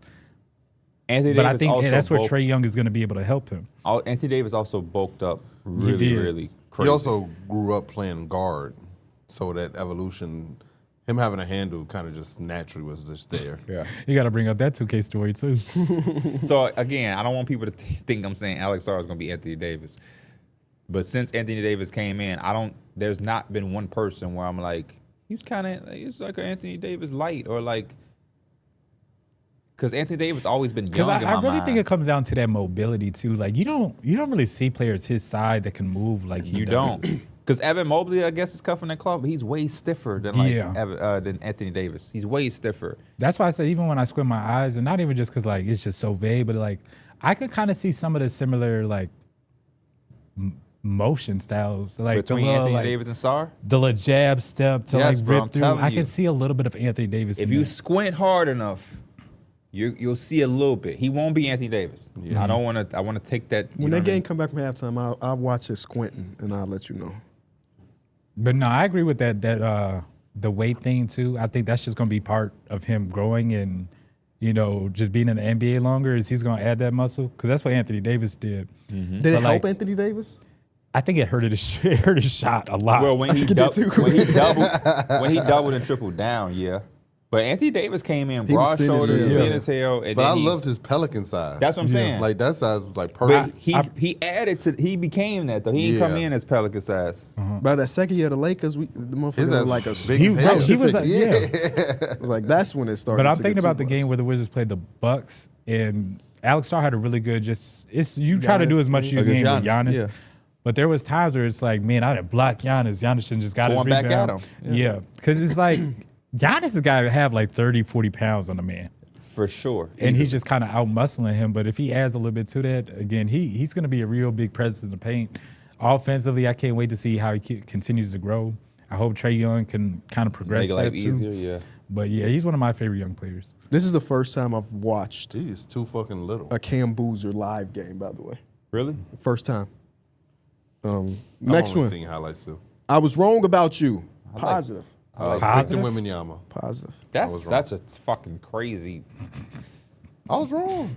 He was wrong. Now you're super fair. So much so that you believed in them so much before the season started. What yeah. can I ask you? Not to bring up old wounds. Bring that shit up every time you can. What about? How did he shift your opinion? I guess. What about this season was different? He's than, shooting less threes. He's more physical, and he's getting to the basket more. Cool. That was really it. Last year, I felt like he was settling. He still be settling. I ain't Yeah, gonna but lie. it's definitely in a lot lower frequency, though. And I'm okay with that. You want to throw in some threes in there a little bit, but at 7-5, sometimes you letting the defense off the hook if you're shooting 9 threes in a game. Darrick is correct. He shot 9 threes last year. He's down to 5. I got him as a 50% overall field goal percent shooter, and less threes got him making him at a higher clip at 39%. Free throws have gone up from 4 to 7. So, yeah. That's all I needed to see. Because I think even Joel Embiid had kind of said, he said he has to figure out if he wants to be me or does he want to be Kevin Durant. And honestly, I feel like in a weird way, somehow or another, Vic has done both. That long mid-range pull-up that he's added to his game. Well, Yeah. maybe not even a pull-up. Where he gets it at the elbow and he just shoots over his defender. Yeah, this shit shooting over somebody. Yeah. It's uncontestable. It really is. Josh It's just- Hart had said it on their podcast. He said when you're playing against Vic, you kind of just hope he missed. And I You love can really do. I love the fact that he's trying to get close to the rim too, because especially when he's just trying to dunk on you. Yeah. Because once he gets at least 1 foot in the paint, it's pretty much over with. He could reach it. He could reach the rest of the way and dunk on you. That mid-range jump shot is so much easier on your legs, too, than the 3. Yeah. The fatigue is definitely a whole lot less. Yeah. What you got for this one, Mike? I had MPJ. Again, I felt this is one of my, I think early in the season we were doing like what's it called? Hot takes you kind of like halfway believe in. And I said MPJ, he could kind of feel like a product of playing with Nikola Jokic because, again, he just generates so many good looks for you that when you're a top-notch shooter, I think like that's like a dream you want to be with, is a guy that just kind of like has all the gravity and he just gets you open shots. He has been amazing, just, again, an all-star level player on a year where I felt like he was on the way down. I'm going to go with Anthony Black. Before the He season was started, I like that. I talked about he was one of my most interesting players on the season. And I thought that the best version of Anthony Black for the Orlando Magic was him being off the ball and it basically turned into when Akil ended up being in Minnesota. Obviously, his on-ball reps, he was one of the worst in the league on on-ball reps when it comes to pick and roll. That has shifted dramatically. So I was wrong about his potential change in his role, but he's taken that role and he's elevated to the point He's where one like of them players too. It's like I think he's up to like 35, 36% from three. But like the higher he goes on that, the better he looks just in general. Yeah, I mean, he had a not so great game the other night when they went against Charlotte, but before that, he was dropping 20s on a nightly basis. It felt like a bad game if he ended up with 18 points for like a month straight. So he's been incredible. Been incredible. I got Julius Randle, Norman Powell, and Con Knippel. I got Julius Norman Powell Randle's on a the list really too. good one, man. Yeah. Julius Randle been hooping. It felt like the Timberwolves was getting him to make a pivot, and they would restructure their team or whatnot. And he proved us all wrong. He's a part of that team, and he's helping with the success. And he's kind of molded himself to fit really well next to Ant and everybody. And I'm loving the career Julius Randle is like created for himself. You know what I mean? He shot up with the Knicks, and then it kind of got a little weird there and a little tough fit, but he's kind of reconfigured his game to fit next to Anthony Edwards. And I think Julius Randle is becoming underrated at this point. Who would you rather have on the Knicks today? Today? Would you rather? I'm sorry. Let me rephrase that. Would you rather have Karl Anthony Towns or Julius Randle and Dante DiVincenzo? So would you redo the trade if you could? No. I'd rather have Carlton Towns. It's fair enough. I think Knicks fans always, we just came off the Eastern Conference Finals. I ain't gonna act like, all this hell with Cat. Are we doing what we want to do? No. But I ain't gonna act like we was winning championships with Randle and Dante. I miss them, don't get me wrong, but I ain't finna fold on Cat like everybody else. That boy Dante hit some huge shots, man. He did. In this room, we was watching them shots. Yep. So I loved it. And I still missed can't those believe he times. was like top 3 in 3-point makes. Yeah, he was lighting it up. He's still top 10, if I'm not mistaken, right now. But he was right there next to Steph. Next one. I was wrong about you, but in the negative. Cam Thomas. Yeah, You was the last backer on Cam Thomas Island, man. it's kind of crazy watching him play. Like, the dude wants to. I don't know what the fuck his mind. I don't know where his mind is. I don't know either, Because Derrick. realistically, when you look around the landscape of the Oh, league, y'all got something to laugh. no one's gonna let you just go out there and just rock the fuck out. Like, come on now. Just Like, not that guy, You gotta be able to buy in. And this is a team with good vibes and good energy. Brooklyn is not this bad ran team that you just feel like you should be the number one guy over there. Like, no. Here's my thing. Your body language even says you're disgruntled. That's all I was gonna say. And That's all I was gonna say. Like, that shit is not good. Somebody hit a big Shit is shot not yesterday. cool. And he's just standing up, just not even looking happy. The whole bench is celebrating while they making that crazy OT run against the Boston Celtics. Yep. And he just on the bench is not looking interested. And I'm just like, those players in that locker, those are your brothers. They don't have Yep. shit to do with what the front No. office got going on with you, or the short leash that Jordy Fernandez has you on because your ass don't play defense or play make, which are the two things that he's told you that he wants to see you work Two of the on. three most important things in And they basketball, got- actually. And like, But then yesterday, he got the ball and he threw it. oh, just about the shot where he avoid. And also, when the fuck did you care about efficiency? You're a high volume inefficient scorer.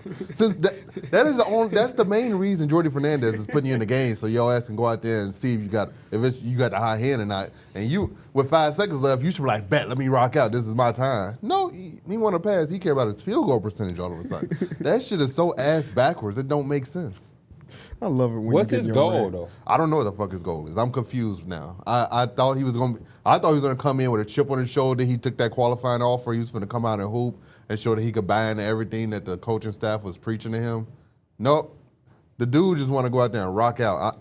I don't know a team in the league that's gonna let you come in and get the green light like you did when you was with the Brooklyn Nets when they had nobody there. The Kings. That shit Especially when you're not doing shit else. Yeah, that shit was all fool's gold now. The Kings not letting them do that dumbass shit. Yeah, They got Brody over there, man. They good. Yeah, you talking about the Kings? They giving Zach LaVine the same damn treatment. Zach LaVine basically doesn't play basketball Zach anymore. LaVine is getting the Cam Thomas treatment on a $38 million contract. But Zach LaVine is also 50 times better than Cam Thomas. yeah, so like it's actually, so if he go there, his ass is definitely at the end of the bench. They wouldn't even play Malik Monk at one point. That's Yeah. fair. Yeah, he's getting DP, straight up DP. So like I This shit don't is know insane. I don't know what the future looks like for Cam Thomas now. I feel you though, because I like Cam Thomas too, and I wanted to see him carve out a lane for himself because I think scoring is something that should be valued in the league, and there is a place for it. But yeah, you can't be entitled around this motherfucker. Yeah. You can't be entitled. You just haven't done enough. at all. You haven't done anything, if we're Yeah. being honest. It's not like you were the number one pick and they just treating you disrespectfully. Yeah. Shit, I got the number one pick on my list. DeAndre Ayton. Oh, I don't know why. I was just about to say Cooper Flag. And this was not like you totally invested in him because you just don't expect the player to change. But I think everybody and their damn mama knew that the job was about as simple as it comes when you were playing with Luka in LA. And it's like an energy thing. Energy, body language, just self-awareness. None of that is there for a guy that has came out and said, this might be my last chance. And it still hasn't worked out. So he's one of my, I was wrong about you. And then it's another, actually crazy because when you're 7 foot, half the job is done. Like, and all you have to do is put in effort. Like when you're Roll 7 to the foot, rim. you just had to play hard, and that shit stands out. Nobody wants to deal with a 7-footer that's just running hard, rebounding the ball crazy, blocking shots, and like that should get you paid, man. Look how long Clint Capella been in the league. Like Clint Capella has been in the league a long time. He is not very skilled. He wasn't highly touted. Clint Capella just go out there and just dunk, catch lobs, rebound, block shots, and that man keep a job. So like, I don't know Luka what played Ayton was with doing. Derek Lively, when they this one they went to the final, but Derek Lively was a rookie and was rated like top 40 in the damn league, top 50 in the league because he's playing next to Luka. Yeah, ESPN did do that stupid shit. But it's just like Hiding Kate Cunningham. if he can make a big just play damn near outside of his body, you're a number one pick. It was him and Gafford, Mike. Yeah, they Gafford look was amazing. so great. They're trying to get Gafford on the Lakers. Yeah. They want to have a conversation and trying to get him so we can have a lob threat. Yeah. It's just, man, for a dude that has just, again, He has all the tools to do the right shit. I never seen he a player- just choose not to do it. and this is very similar to the Cam Thomas, but I've never seen a player like you understand your situation, but you're still not willing to adapt. Yeah. I'm not in the same way that y'all in, where y'all very passionate about these two things. I was wrong about Jerry McCain, unfortunately. I'm giving him grace, obviously, coming off that big surgery, but this team is so fun, and in my mind, Jerry McCain would have to be a part of the team being as good as they are. He's getting DMPs. He played 1 minute the other night. He went down to the G League for a little bit, and we got like just a very small sample size where he was averaging like 23, and it's like, yes, he's part of the future.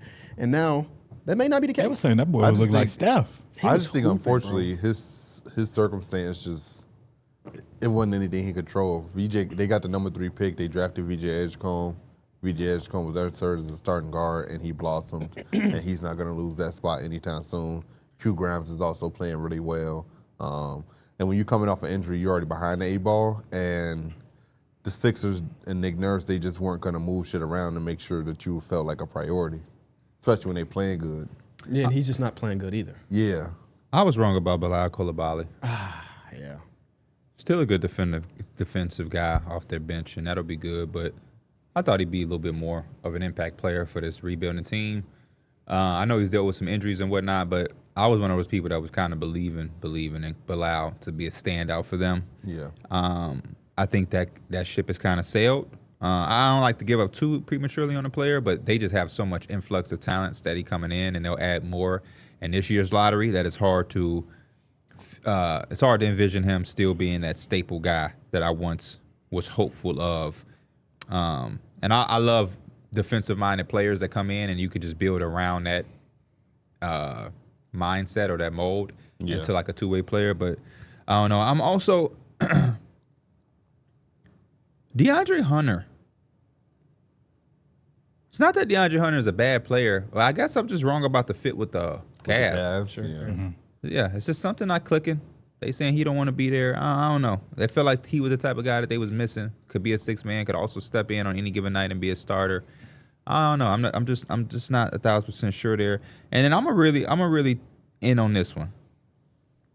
When they did that trade and they got Kyle Kuzma, I was one of the people that was like, man, maybe Kyle Kuzma can just be. Man, Kyle Kuzma ain't been on shit. I forgot about that shit, man. We was trying. I was vouching, bro, because Yeah. the Wizard, and not the year he got traded, but the year prior to that, as a Wizard, he had a really underrated season. Yes, and I was trying to blame the fact that he was on the Wizards for him not having the same type of year, and maybe he could reignite some of that with the Bucks. Fuck out of here. Yeah. I thought he would be a good fit too. Especially when you talk about playing next to Giannis and Dame when Simple he was job. there. You just had to come in there and just play a role and just. I thought we were gonna see some version Lakers. of like the Lakers, Yeah. Kyle Kuzma, but I damn near feel like those playoff moments where he had the 0 points, that shit damn near gave him the yips a little bit. Yeah. Where it's just like, you playing so bad and all the eyes are on you. You obviously just got traded in there and they're like, the expectations are high. He hasn't really looked. He has like a game every once in a while, but he hasn't really looked the same at all. I don't know Kyle Kuzma. Never. I don't think I've ever even interacted with him or met him. But when I see that, it make me think of him and Spencer Dinwiddie going back and forth. When Spencer Dinwiddie was like, "Well, you don't work on your game," and I'm like, "Shit, did Spencer Dinwiddie know some shit we didn't know?" Because they won their teammates in Washington. Maybe Spencer Dinwiddie was speaking firsthand, like, "You don't work on his game." and he has one more year on this deal that's $20 million, that's fully guaranteed. Yeah, I don't know what the future's like for Kyle Kuzma, especially since it ain't looking too sexy. He has positional size, guard multiple positions. It should be able to knock down shots. It should be a team and a market for him all the time. So the fact that there isn't, and he can't do that at a level that is a difference maker for the Someone should be Bucks. trying to save you from the Bucks. Like, you should be such a hot commodity that people are like, for $22 million, we need that. We need Kyle Kuzma over here. Unfortunately, he just hasn't been able to play up to that. I'm also put Desmond Bane in there too. Not that he's been awful, but I thought he just would be expected more. a lot more impact. Yeah. Especially shooting the ball. I felt confident that he's one of those shooters that no matter what, he can find his rhythm. It just hasn't been that for the Magic. Yeah. Yeah, in 2023, in April, Spencer Dinwiddie engaged in a public feud with Kyle Kuzma. Dinwiddie accused Kuzma of prioritizing fame, fashion, and money over winning basketball and hinted at a lack of dedication to the sport. Kyle Kuzma was a guy that was getting to it at one point. He was. And to see It the was result, Kuzma Tatum conversations at one point.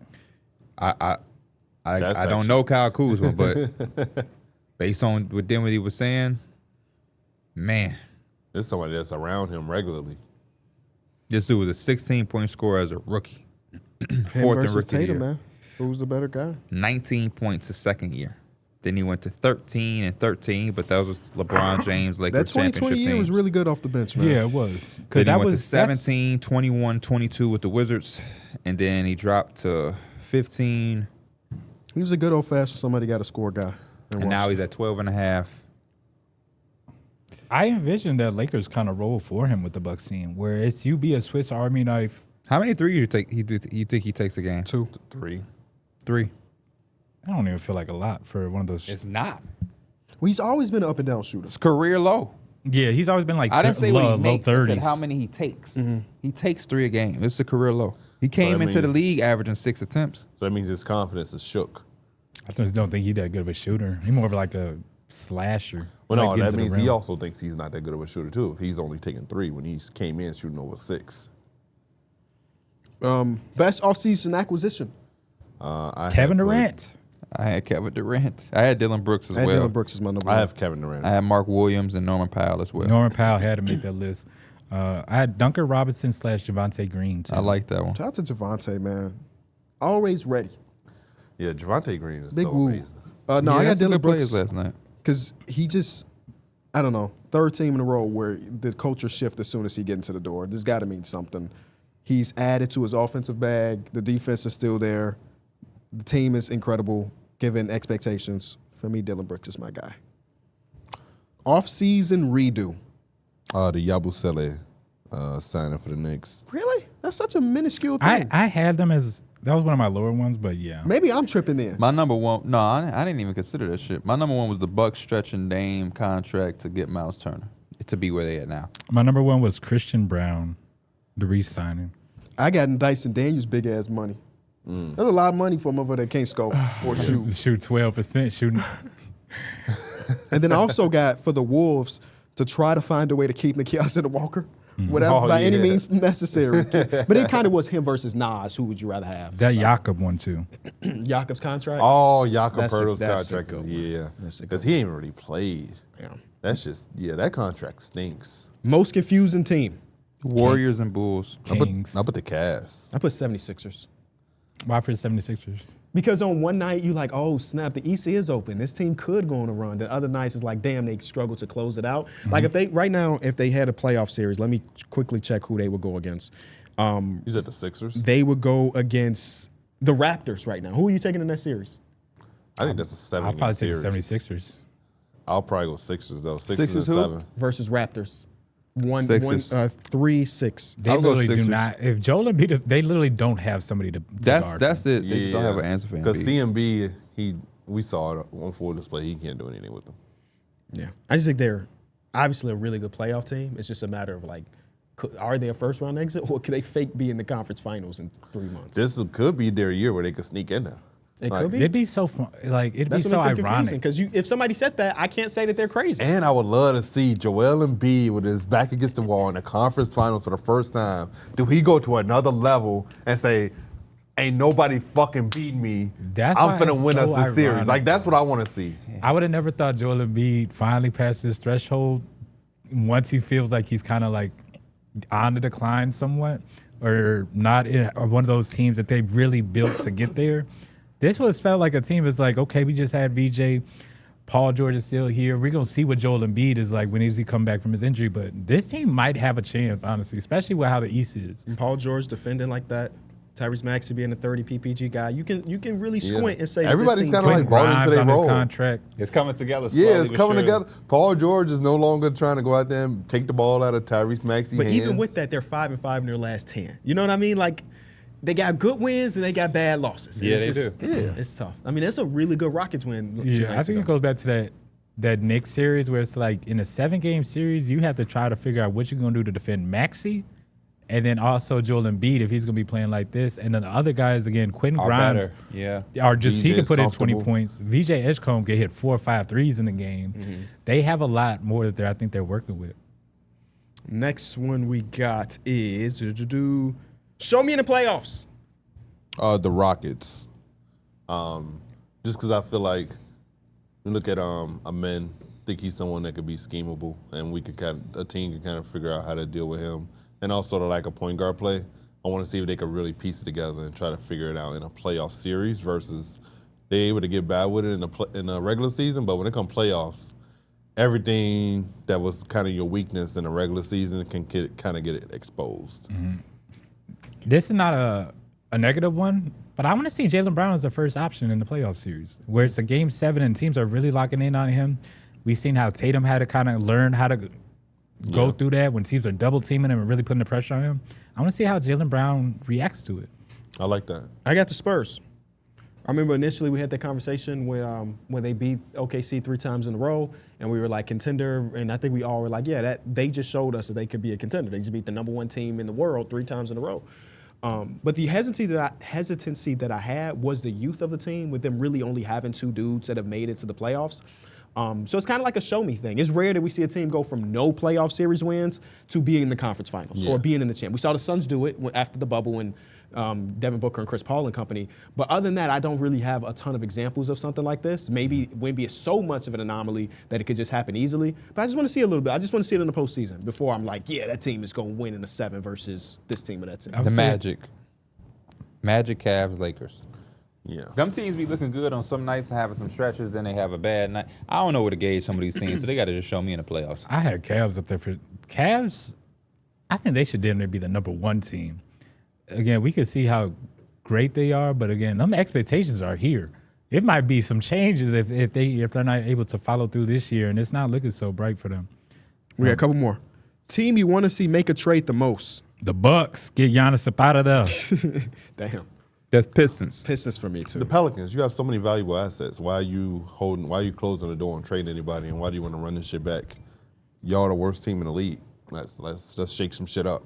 Like, you have so many valuable assets. A team will give you a lot of draft. That's like, as a bad team, that's what you want. Like, you want to take on contracts in exchange for first round picks. There's no way you can't tell me no one will give you Herb Jones, Trey Murphy, Zion, even Yves Missy. Y'all need guys Herb to that just deep be pay. healthy. Herb Jones, Y'all- they talking about he worth a first round pick. He can't get on the floor. I think he is worth the first. He can't get on the floor. He played yesterday. Okay, he playing today or tomorrow? I can't tell you that one. He didn't Okay. score yesterday, though. So yeah, man, just you got too much valuable assets to not be trying to trade. Pistons are too good to not want to buy. That's just what my Too head is damn saying. good. And I've said it 1,000 times about their secondary shot creation. But then again, yesterday's a good example of this versus the Rockets, where like Cade didn't have his best game. Yeah. They were in that game because of Yes. their defense, but Somebody- they needed something. That's why I kind of Somebody threw out the idea of them getting Kyrie. Was it Zach Lowe? I fake I don't seen know. that. You did? Yeah. I think I I'm seen it on not trading Twitter. for Kyrie right now. Coming off, But that no, injury. that's why I also want to see them in the playoffs too. We're talking about the Pistons. They won that game because they was getting stops and in transition. Ron Holland was out there. Oh, my hooping. gosh. Ron Holland was out there Ron doing his Holland thing. I'm was like, everywhere. look at Austin go. Javante Green was too in his He- little he man. was, Jenkins but- his threes. You know, the playoffs, the game just slows down. That's where that shooting might, you might see Yeah. that come up. League Pass MVP team, the team that you were stopping everything you're doing to make sure you're watching. The Sixers, 76ers. they always in competitive game. They had the most overtime games. What do you have, 76ers. Mike? I have Phoenix. I was about to say, do we all have the 70? I I have got- the 76ers too. I got Phoenix right after Yeah. 76ers. Wow. And then I It's got kind of hard not to have. I wrap Their it up with games the are Blazers. just so good. Yeah, they are. I can miss the first quarter, still be good. Yeah. If they down, they probably gonna come back. Like it seems like the Sixers, they just somehow or another find a way to just stay in games. They're one of the few broadcast teams where some nights I love it and some nights I absolutely hate it.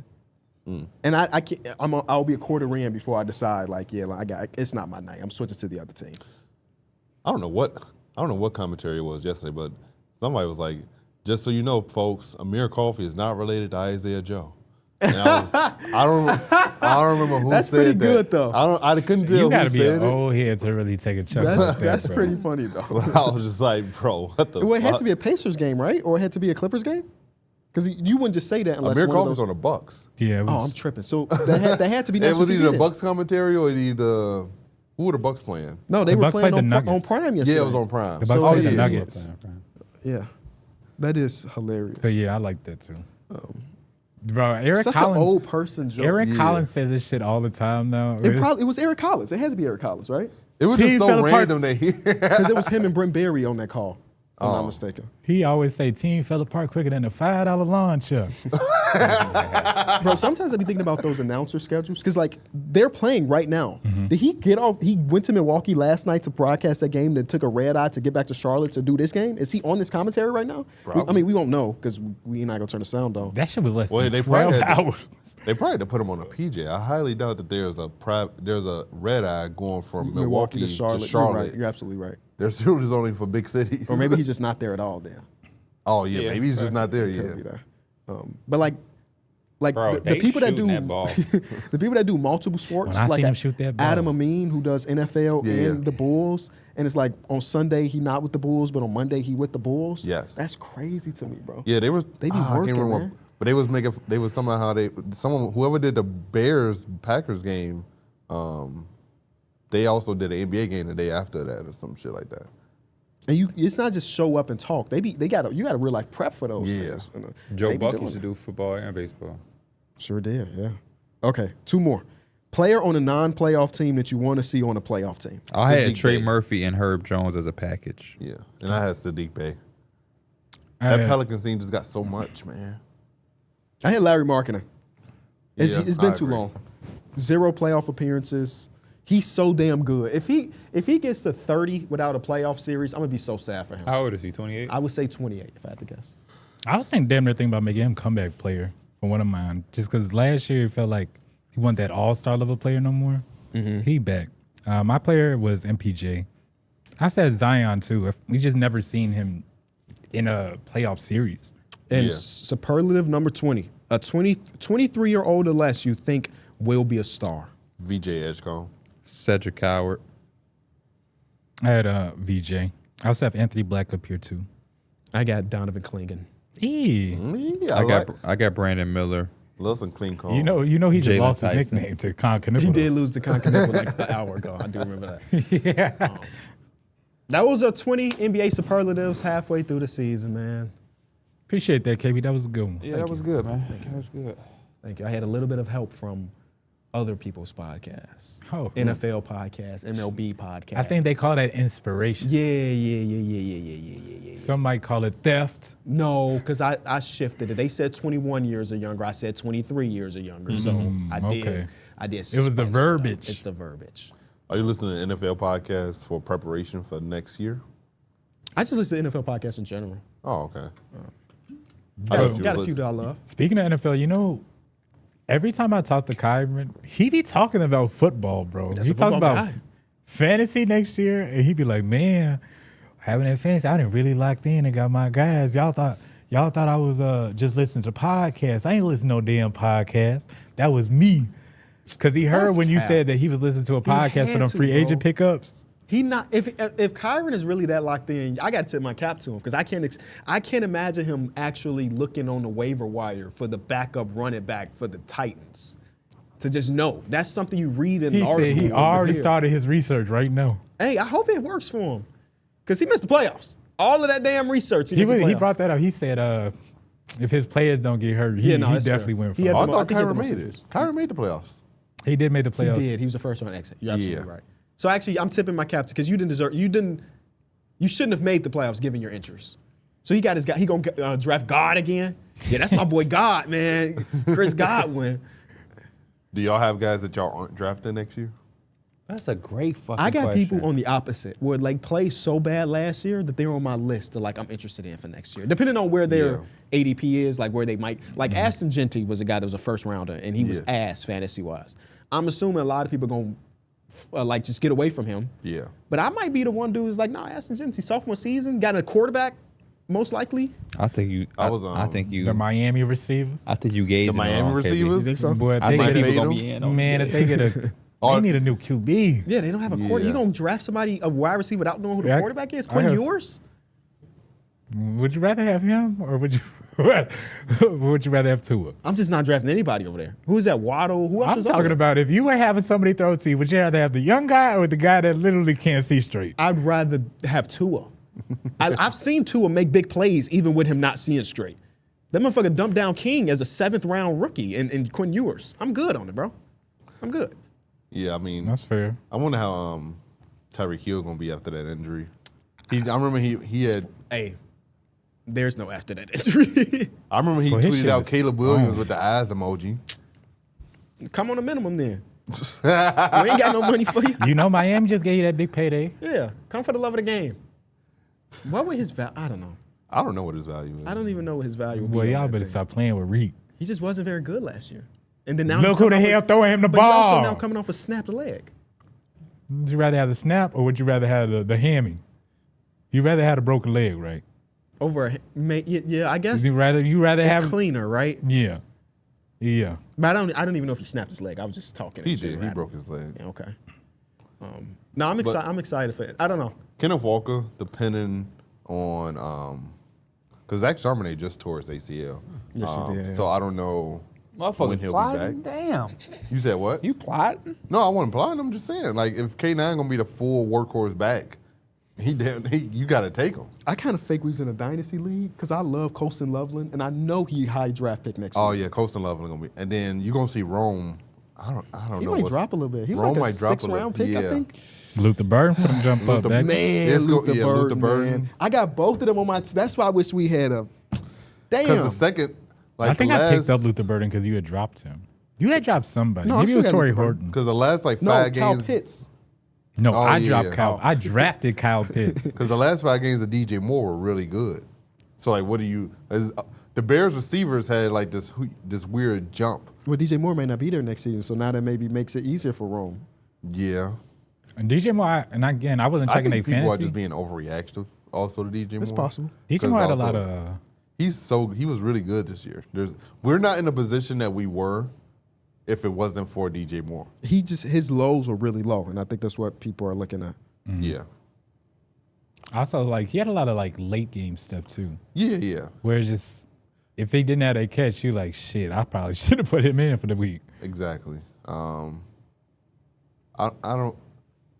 Kenneth Walker's at the top of my radar. I was just disappointed I'm not gonna be able to get Drake May again. Bro, Oh, that yeah. That that's was the such a reason why great- QBs. I'm not doing no QB. I'm Or Brock not Purdy. drafting a QB. Brock Purdy's gonna be so fucking hot, bro. Like people are gonna want him so bad. those QBs that rush in touchdowns and pass in touchdowns, you gotta. That's why Josh Allen always goes in like the 3rd or 4th round. Bro, I swear Terrence always picks up Josh Allen. Because no one's. He be picking that motherfucker up 2nd round. Because no one wants to take the chance to draft him that early when there's other skill positions. But also, it's like They worked Josh out for Allen Christian for the most part. Josh Allen be getting 40. So it's like he is. They got he is a 3rd round pick. New coach coming in. You just got to do well around the edges. Yeah. He was able to combat himself because he got that deal with Mike. Yeah. That saved Christian for him to have even any of the success. He was depending on like Rasheed Rice or some shit, I think.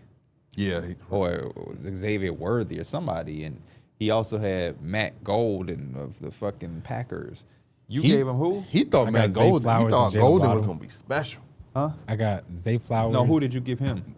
Justin Jefferson. Justin Jefferson. And Jeff Jefferson. That might end up being a decent trade for Justin Because Jefferson. J.J. McCarthy can't throw no damn ball. But no, He threw it to the other team. he also flipped, but he flipped Justin Jefferson to me when CD for was hurt. CD. And then what did you get back in that one? No. Oh, Christian. no, Christian flipped them. So he ended up getting CD and, he No, got off the thing Jawan. that Remember he messed- had 3 Yeah. or 4 tight ends. He gave him Jawan Johnson. Yeah. You really been on the I Jawan would have Johnson. let his ass keep all I 3 should of have them just tight kept ends. Kyle Pitts. Oh, man. I had dropped Kyle Bro, Pitts' he first didn't- round playoffs was nuts. He didn't even start off that high. He started pretty, he started average. But as soon as I dropped him, he started turning up. That's the worst, ain't it? It'd be like that sometimes. What you talking about with the music, P? Oh, wait. Kyle Pitts ended the season as Tight end. tight end 12. I wasn't necessarily talking about music with us, but I've been seeing these J. Cole conversations. And how off they are is surprising to me. What are the conversations? So, first and foremost, for whatever reason, everything continues to go back to the Drake and Kendrick beef. Mm-hmm.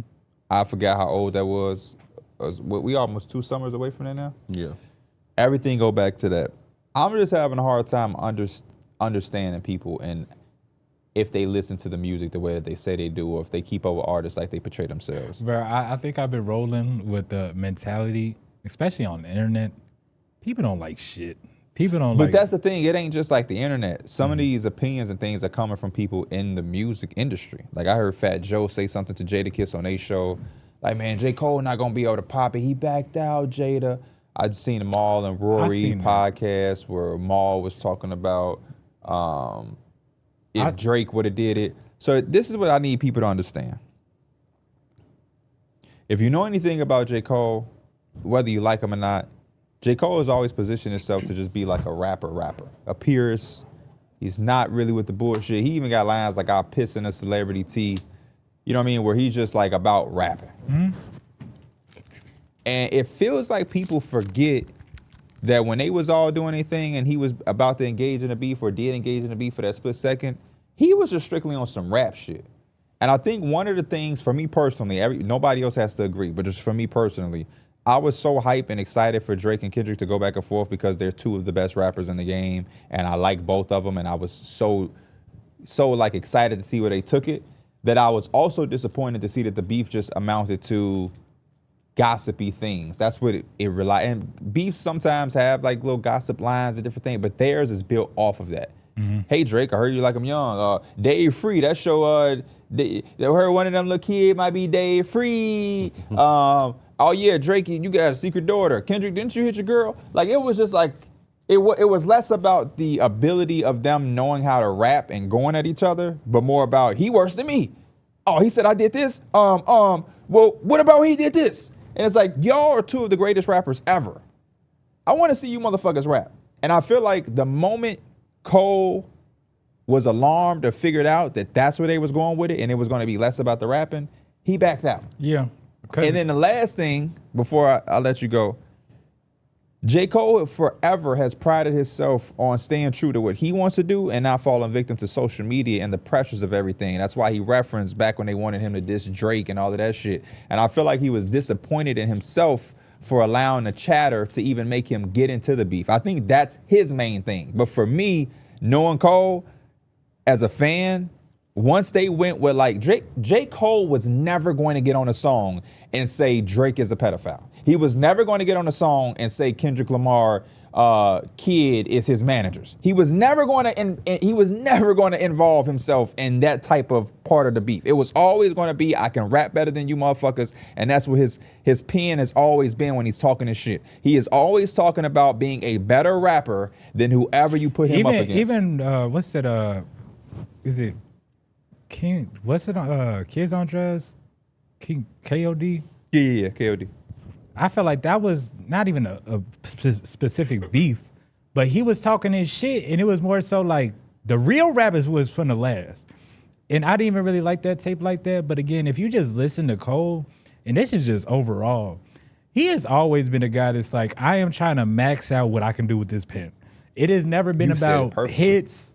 Like, you gonna do that because naturally as an artist, you want to have your songs that hit the charts or whatever. Mm-hmm. He's been a guy that's like, shit, I'm gonna be one of the best to ever do with this pen. And I felt when you said he kind of backed out when he realized that it just wasn't about rap. Once he heard it, or at first, I think he was like, "Oh, this is a challenge. This is a test. Right. I get to go against Kendrick Lamar, and Drake. Yeah. These are the other top dogs in the damn game. Of course, I'm finna go rap. And y'all already view me as third, which I think I'm better than these fucking go motherfuckers. rap. Yeah. But again, if it's gonna be all that other shit, why would I get involved with that? When I know I'm not gonna participate in that, because I heard Maul say, "Man, I would have loved to see if Drake have done it." Yes, the reaction to Drake backing out would have been different because Drake has never showed a certain integrity in beefs. Yeah. He's never stood for the shit that Cole stands for. So yeah, it would have been looked at differently because it's like Drake, you've always been with the smoke and always been with all petty shit. We don't know J. Cole from an artist's perspective to be on any type of petty shit and back and forths. He just be wanting to write music, bro. I be You seeing the feel me? pictures of him at the beach, riding, and he take a picture with some fans, man. He just be chilling. But he's one of them people that writing stuff, he is trying to perfect his craft. And I guess, again, with his last album, you really gonna see is like, it's lyrical. It's not for the club mixes. It's not for the radio shit. That shit's for lyrics, bro. And I think that's why a lot of like real, true hip hop fans, they just really genuinely love J. Cole. Yeah, the conversation just exhausting because I think a clip came out from a song that they like previewed on like one of the trailers for the album, and it was a line of him saying that, you know, motherfucker don't want it, and motherfucker like, no, J. Cole can't be saying because he backed out. And I'm just like, y'all leave so much context out, and that's why what you said about the internet is true. The internet ain't gonna like shit, and so somebody just got exposed. A random dude. Who the fuck was he talking about? It was two artists, or it was one artist, and it was two tweets. One of the tweets, he like, man, he was showing his ass. And then another tweet was like, man, y'all be overhyping dude. And somebody quoted it with like a screenshot of both his tweets, like, some of y'all get on this motherfucker just to do this. Yeah. You literally contradicting yourself, but it's like, what is the argument I can make today to have people engage with me? I don't stand on nothing, but whatever people liking, I'm a dislike so I can create an argument. Yeah. But he had two tweets that was the exact opposite. So it's like this week you like, man, Joel Embiid, that dude. And then next week you like, yeah, I can't believe y'all be fucking with Embiid. And it's like, what are you doing? And the dude was like, this is how y'all be. A lot of us forget that some of y'all get on this bitch and just snoop around and try to figure out what y'all can say to go against whatever anybody is saying for people to just engage with y'all. Like some motherfuckers don't have a life. So it's like, what's the craziest thing going on today? Oh, let me go to the opposite view. Today is National Feed the Homeless. Why should we feed the homeless? And it only takes that one person that really believes in that bullshit ass thing to comment on there and be like, yeah, I knew you was right. I knew somebody else was with me, and then the next guy, and then the next guy, and the next guy, and this got traction. When honestly, the person that probably started off, he probably didn't give no fuck about it. Yeah. He probably tweeted that shit and went about his day. A lot of internet grifters nowadays. A lot of them. Like, motherfuckers just sit around all day doing it. And now Elon made it to where you can get money off of engagement and shit. Mm-hmm. Now it's a job for people. Oh, man. Anything semi-controversial, when I see that blue check, I don't even look at it as real. Them motherfuckers just need the engagement for that 1350. I'm so sick of that. Do y'all ever spend time speaking, tweeting, or investing energy in things that you don't really give a fuck about anyway? That's like the contradiction part to me with like J. Cole. The internet does not like J. Cole. He's born and all these things, but this motherfucker stays at the topic of discussion every time I open a fucking app. That's how I felt when people was talking hella shit about the Stranger Things ending. Yeah. They're like, man, this shit bad. They didn't ruin the ending and all this. But I was like, everybody and their mama watched this shit. Y'all watch This it shit and got like a talking about it. 9-star review on this. But everybody hates the shit. It's like, y'all just want to find something to complain about it. When y'all see somebody else do it, y'all just want to conform. Some people might genuinely just hated the finale. I have shows that I watched every single episode. I hated the finale of Game of Thrones. Fucking hated it. I But wish I was you didn't saying watch just it. the finale or people saying they Just hate the the finale. show? Oh. Right? Because I mean, if I you think- watched all of it, you had to enjoy the show at least till you got to the finale. They're talking about season 5, and they're relating it back to season 2. Like, I missed season 2 when they had this and this and this. Now in season 5, I don't even know what the hell the storyline is anymore. Like, that's As how. somebody that hasn't seen season 5, I can say that could be fair though. Because again, I'm only going to compare it to Game of Thrones. That last season of Game of Thrones was fucking awful. And I definitely remember like watching it live, like, this shit ain't nothing like the previous 7 seasons. Yeah. I just don't spend time on shit that, you know what I mean? Like, y'all don't hear me coming into the office talking about rappers I don't like, or if I think a rapper is boring, or if I think he's I would say weak. sometimes I do, out of boredom. Like who? Like not rap specifically, but just But like what? engage in some time. Like Because I can't remember the last time I heard you talk about some shit you don't really give a fuck about. But like, that's because I wouldn't talk about it. But like, as far as like being like, what's the thing that's been going on to Marvel Rivals? I don't give a fuck about Marvel Rivals beef, but I know what's happening, you know. But not enough to be like on Twitter talking about it. But like, I keep up with it. Like, I couldn't care less that Oh, see, that's what a different that tournament That's a happened. different conversation. Oh, is it? Okay. Because there's a lot of shit that I keep up with that I don't give a fuck about. Yeah. But Okay. I feel like when you formulate an opinion about it and you're going on the internet, you're going out of your way to engage with it. Yeah. So like, for instance, because I'm just on social media, they got some shit going on. Y'all probably seen it where like Lil Baby was messing with like G Herbo girl who was dating Moneybagg. Yeah, I can see what's going on, but you haven't seen. I haven't came in here and texted About y'all about Ari? it or talked about it, or I haven't been on Twitter because I don't care. Yeah. But I actually mean, didn't see that. it comes past my timeline just because of the algorithms that I have, and you know what I'm saying. But what you say, Mike? You talking about Ari? Yeah, some She shit. with Lil Baby now? Some That boy shit. Mike about to go down a rabbit hole too. I thought she was with Moneybagg. Yo. That's what they were saying. But you know, Yeah. I did see the one thing with like Ash Cash and Josh Jacobs. see, I seen that. Do I give a fuck about it? No, but I seen that as well. They was like And on the then- beach or something. Yeah. And then like he had posted something from when she was like, it was like a few years ago, and they were like, damn, she was with him a few years ago. She was with Sharif Cooper too. So it was like that they was trying to figure out the timeline of like when was how weird was that? It's easy to keep up with stuff because of the internet, Yeah.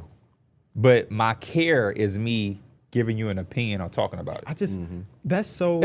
I feel you. So Because I couldn't give a fuck who these NBA players are dealing with. exactly. Yeah.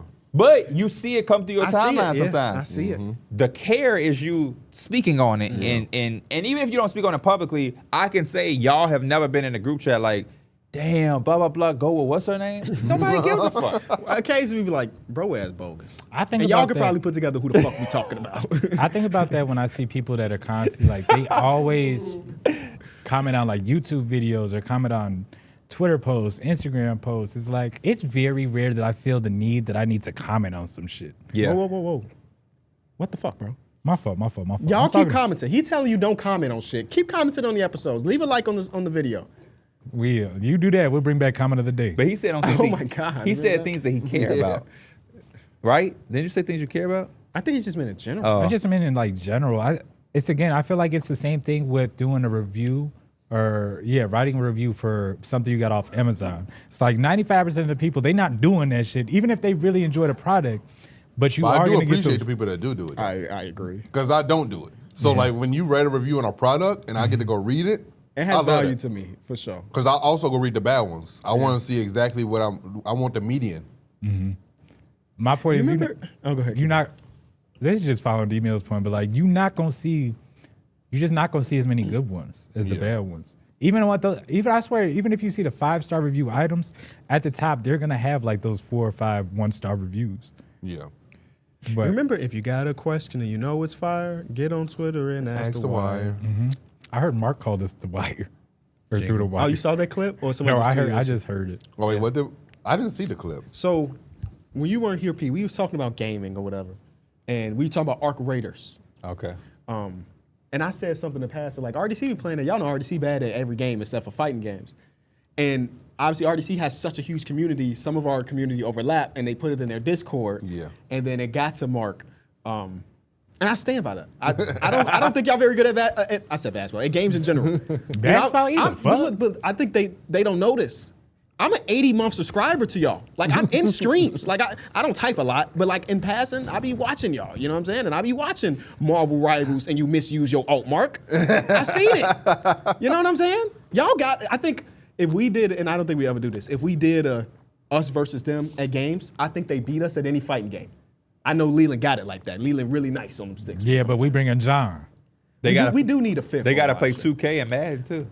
I think we kill them at every sports game except for Rocket League. They kill us in Rocket League. That's but fine. any other Doesn't sports Tyler game. play We got Rocket Mason League? for I don't that. know. You know, Mason used to be on I Rocket think League. that's the problem, though. How do we determine if in this hypothetical world, which ain't gonna happen, they got 90 motherfuckers on their roster. Yeah. They can sub in Dez if Dez We is got ass Gears in the of game. War. Bro, that's what I'm Kyron. saying. We can do that too with our friend group. We had Terrence sub in for the Call of But Duty. no, it's different though because those dudes aren't creators. You know Oh, what I true. mean? Yeah. True. Like at least everybody in their group, they create John a something. streamer? John ain't streaming probably a year and a half. Now. He's a dad. But also, Mark, you misrepresenting some stuff, man. In that you said, then when we play against each other, I blocked your shot. No, I blocked your shot, Mark. He might have Yeah, blocked my you did shot. block I ain't your gonna- shot. Did he glassed your shit? might have But he's blocked not my talking to shot. you. He's talking to me. I think he actually glassed He your did. shit. So yeah, you got him. He's sneaky athletic. He's sneaky Shout athletic. out to my guys though, Yeah, man. we do want to be a DreamCon for real this year, by the way. I know last year the schedule's messed up. I was having a kid and the yada yada. I yada. had surgery. Yeah. He had surgery, but this year we do want to be at DreamCon, and maybe we run something. Maybe we do another basketball, or something. You know what I'm saying? But I know y'all hella busy. But I still stand by the fact that I don't think y'all very good at video games. I love those dudes. I do too. Every time I talk about y'all, it's positively. The realest dudes we done met in this shit. I'm a little jealous. They could just be like, let's hop on the game, y'all. And they walk Yeah. downstairs and they They got 7 people. They're just like, yeah, we just play any game we want. You know? Yeah. That whole getting on 2K, Mike, would not be an issue. No. Would not be an issue. They always gonna have Shit gonna be something. bad with somebody lagging though. But you know what I think helps that is they turned it into a business. They're streamers now. I think if all of us were streamers, it would be easier to be like, oh, we get on the game because your job is to get on the game. Maybe next year at All Star, we get an Airbnb and turn it into a content house for the weekend. I'm 30 next year. I can't do content houses, man. I can't. I need my space, man. I need to be in my drawers. I can't, you know what I'm saying? You can't do that shit in the content Damn, house. you walk around in your birthday suit? I said drawers. It's close just, enough. You just picture me in the birthday suit. Men don't really have birthday suits. We just have draws. I think birthday Birthday suit is suit's just naked. naked. I can't walk around naked. I have kids. Birthday I have suit 2 is young naked, daughters. man. I can't walk around naked. Oh, that's very true. Yeah. I can sleep naked though. I mean, I just got my girl and the cat in the house, so I can do whatever. I can walk You can do around whatever. You can do butt whatever. naked. You think your cat want to see that? My cat walk around naked too. What she gonna say? You actually see her clean her ass too. Yeah, no, they nasty with it. I'll be thinking about that when I watch animals. Like I'll be like, what if we had like cleaning enzymes in our mouth and we just cleaned ourselves? And like You just be on we podcast. licked our wounds. And I'll be When I was a pinpoint- kid, I used to lick my wounds. What? Yeah. Oh, I didn't. You ain't like I used to like suck the blood out of that motherfucker. I used to try to let my dog. If I had a cut on my finger, I'd let my dog lick it. Ugh, you nasty. That's enzymes that's for your themselves. mom's sass saying that shit. What the fuck is that? Shit supposed to heal your finger. If it was his own wound, Yeah. So, I mean you here though, so it didn't kill you. shout out to my dog Charlie. Or like man. if Rest we in marked peace. our Rest in peace, territory, like that should be. Marking territories would be kind of crazy. I mean, like- to some extent, people do be doing that shit. How? Not like pissing on the wall, but I don't know. I mean, maybe I'm not thinking of marking my territory. I'm kind of like thinking about standing in your territory. Cause like my dog, I'll be like, he don't like the winter, and it'd be cold out. But I'll be like, you waste so much time going to check to see if the borderline of the territory is pissed on by another dog, that to the point to where you're too cold now. Yeah. Like if you just went out there and just did your bit, but like his mind tells him I have to go check. This is my shit. I have to go check to make sure no one peed on my shit. Yeah. But at that point, by the time he's done, he's too cold to do anything else. So I'm just like, bro. Yeah, dogs are so stupid. And I love my dogs so much. Yesterday, it feels like -20 out. Yeah. I open the back door and I'm like, I don't need to coach them because they gonna feel that it's fucking -20. Yeah. The motherfucker Cobra takes so long. By the time he back in the house, he limping. Yeah. Because he just cold. His paws are so same. cold. That's what happened. I'm like, bro, how did you? I used to have to pick my dog up and bring him into the house. Yeah. 'cause, again, like Same. after I 5 did that with minutes, he Penny. just stops walking in the Yep. snow. Penny Yeah. be like this. Yeah, Yeah, just like, the shit be frozen. and I'd be like, some people put like the mitts on their dogs Yeah. so the bottom. The of their dogs don't paws like Donut don't like him. If you put the mitts on him, he's gonna limp. He's gonna act like there's something on his feet. Yeah. Like And I you know it used to is, it. but like he's Donut gonna sound like a act- damn character, bro. No, Yeah. seriously. Donut seriously. is a character. Ever since I heard him pissing in the cat thing, I'm like, yeah, he know what he doing. Yeah, he do. He like He's just a badass dog. if he hears Man. if he hears it's raining outside, he might just shit in the house. He doesn't want to go outside in the rain. Fuck He Mother just makes his Nature. own decisions. He knows it's cold outside, said- so Yeah. Yeah, it's that time. Actually, I don't even have to go, but I'm gonna try. Yeah, it's so crazy because I mean, they're living beings, but it is funny that every dog has a different personality, man. Yeah. Yeah. They're different quirks. And when you have multiple dogs, you see it firsthand. Like Yeah. Penny and Eugene are two different people. yeah. Especially since like Eugene is a puppy, Yep. so like you I haven't think even Doug seen. just said he got a cavapoo. When He I was did. talking He to sent him. me a picture. Oh really? Yeah. Oh wow, that's amazing. He was asking me, will it lighten up? I'm like, yep, buddy. It's going to get lighter. Shout out to Doug, man. Is Eugene getting better? Yeah, he is. She ended up getting him like a grass thing. Oh yeah. And that's been helping him a lot. So accidents have slowed up a bit. He's like a donut though. He want to do all the goofy shit in the cold, Yeah. and then he want to go in. Yes. So you just wasted your time. Shout out to my big girl Penny though. Even this morning it was cold. She did her shit immediately last night. Before I went to bed, I'm like, come on, I'll take you out real quick just so you can pee. You might have to hold your poop to the morning because it's gonna be a little cold. She went right and did it. I'm like, big girl. Don't waste no time. Just get straight to it, mama, because you're going to get cold. Exactly. That's all I be wanting. How often do you take them out? Like 2 to 3 times a day. Have y'all ever dreamed? And then Andy do another 2 and 3, or you just say overall? Overall, I'll primarily let him out. I mean, in the summer we walk, but he's not gonna walk in the winter. If ain't no Yeah. dog finna walk in the winter. Yeah, I try to take Penny out in the morning when I first wake up. As soon as I get back from work, 6, and then since we stay up late, I'll take her out around 10 or 11. So yeah, about Yeah. 4 times. Y'all ever dream y'all took the dog out and then No. y'all wake up? Nah. I used to do that shit when I was a kid. Like before you start getting ready to school, you gotta take the dog out. I used to be sleeping so good. My Dog aunt use the literally just sent bathroom the and meme. everything like that, and I wake see up and this? I'm mad as hell. Screw this. Yes, that's exactly what he be doing. My aunt just sent a meme, and it says, "Screw this, I'm pooping in the house today," and it's a dog looking out the window seeing the snow. That's funny because you just said that. Donut makes up his own decisions, man. It's kind of frustrating as a dog owner that it's not my dog. Yeah. I can't help how he was raised. Do y'all pets do any human stuff? Like human type stuff?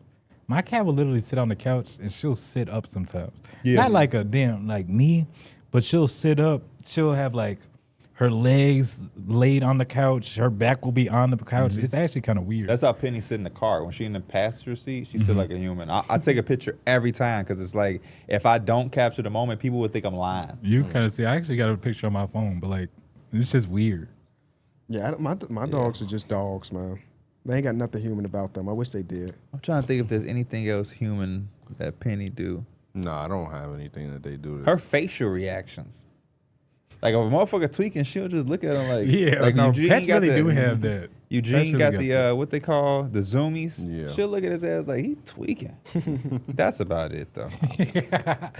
I know my cat just has. He knows, like, how to get away from Ivy if he's getting too annoyed. Like he knows that if I go higher, she can't get me. If I go sit in my cat house, Oh, she be messing with him? yeah. Yeah. He's like, if I go to the cat house, she can't get me. So, or she can't go upstairs. So I'll just go upstairs. Kids and cats is crazy because you just never know how it's gonna be.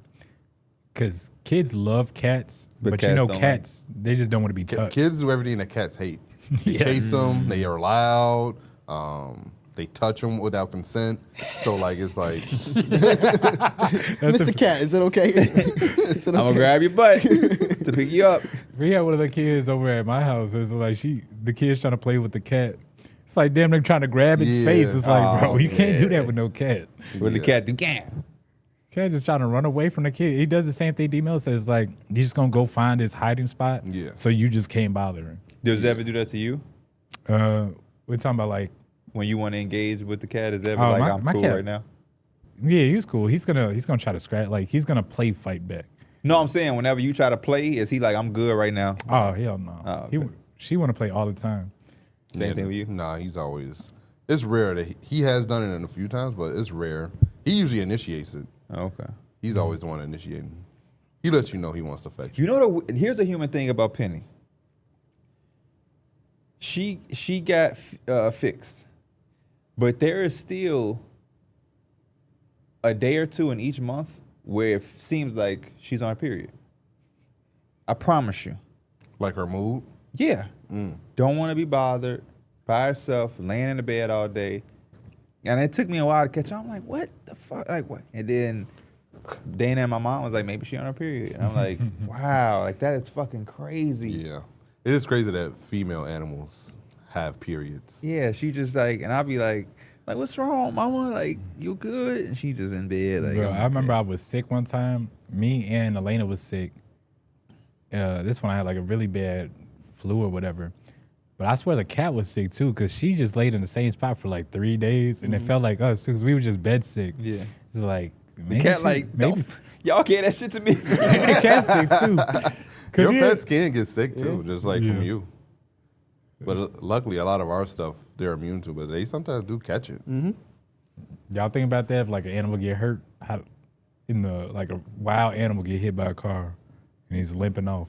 They just gotta live the rest of their life that way. He ain't getting no That shit hospital. fucked up. It is. That's just Fucked like up. I think about that all the time. I don't think I thought about it as much before I had a dog, but now that I have a dog, I be swerving and shit to not hit squirrels and all type of shit. I be looking at roadkill like, damn, man, that's sad.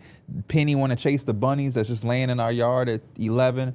And I be like, bro, leave them the fuck alone. That's a wild animal. You finna go in here with air conditioning and heat and food and all type of shit. And you want to move, let the bunny move when they get comfortable in our yard. Our yard might be the safe yard. Let that bunny fucking chill. You finna move that bunny for nowhere. We not even going over there. There was a huge animal controversy on online recently at an African safari.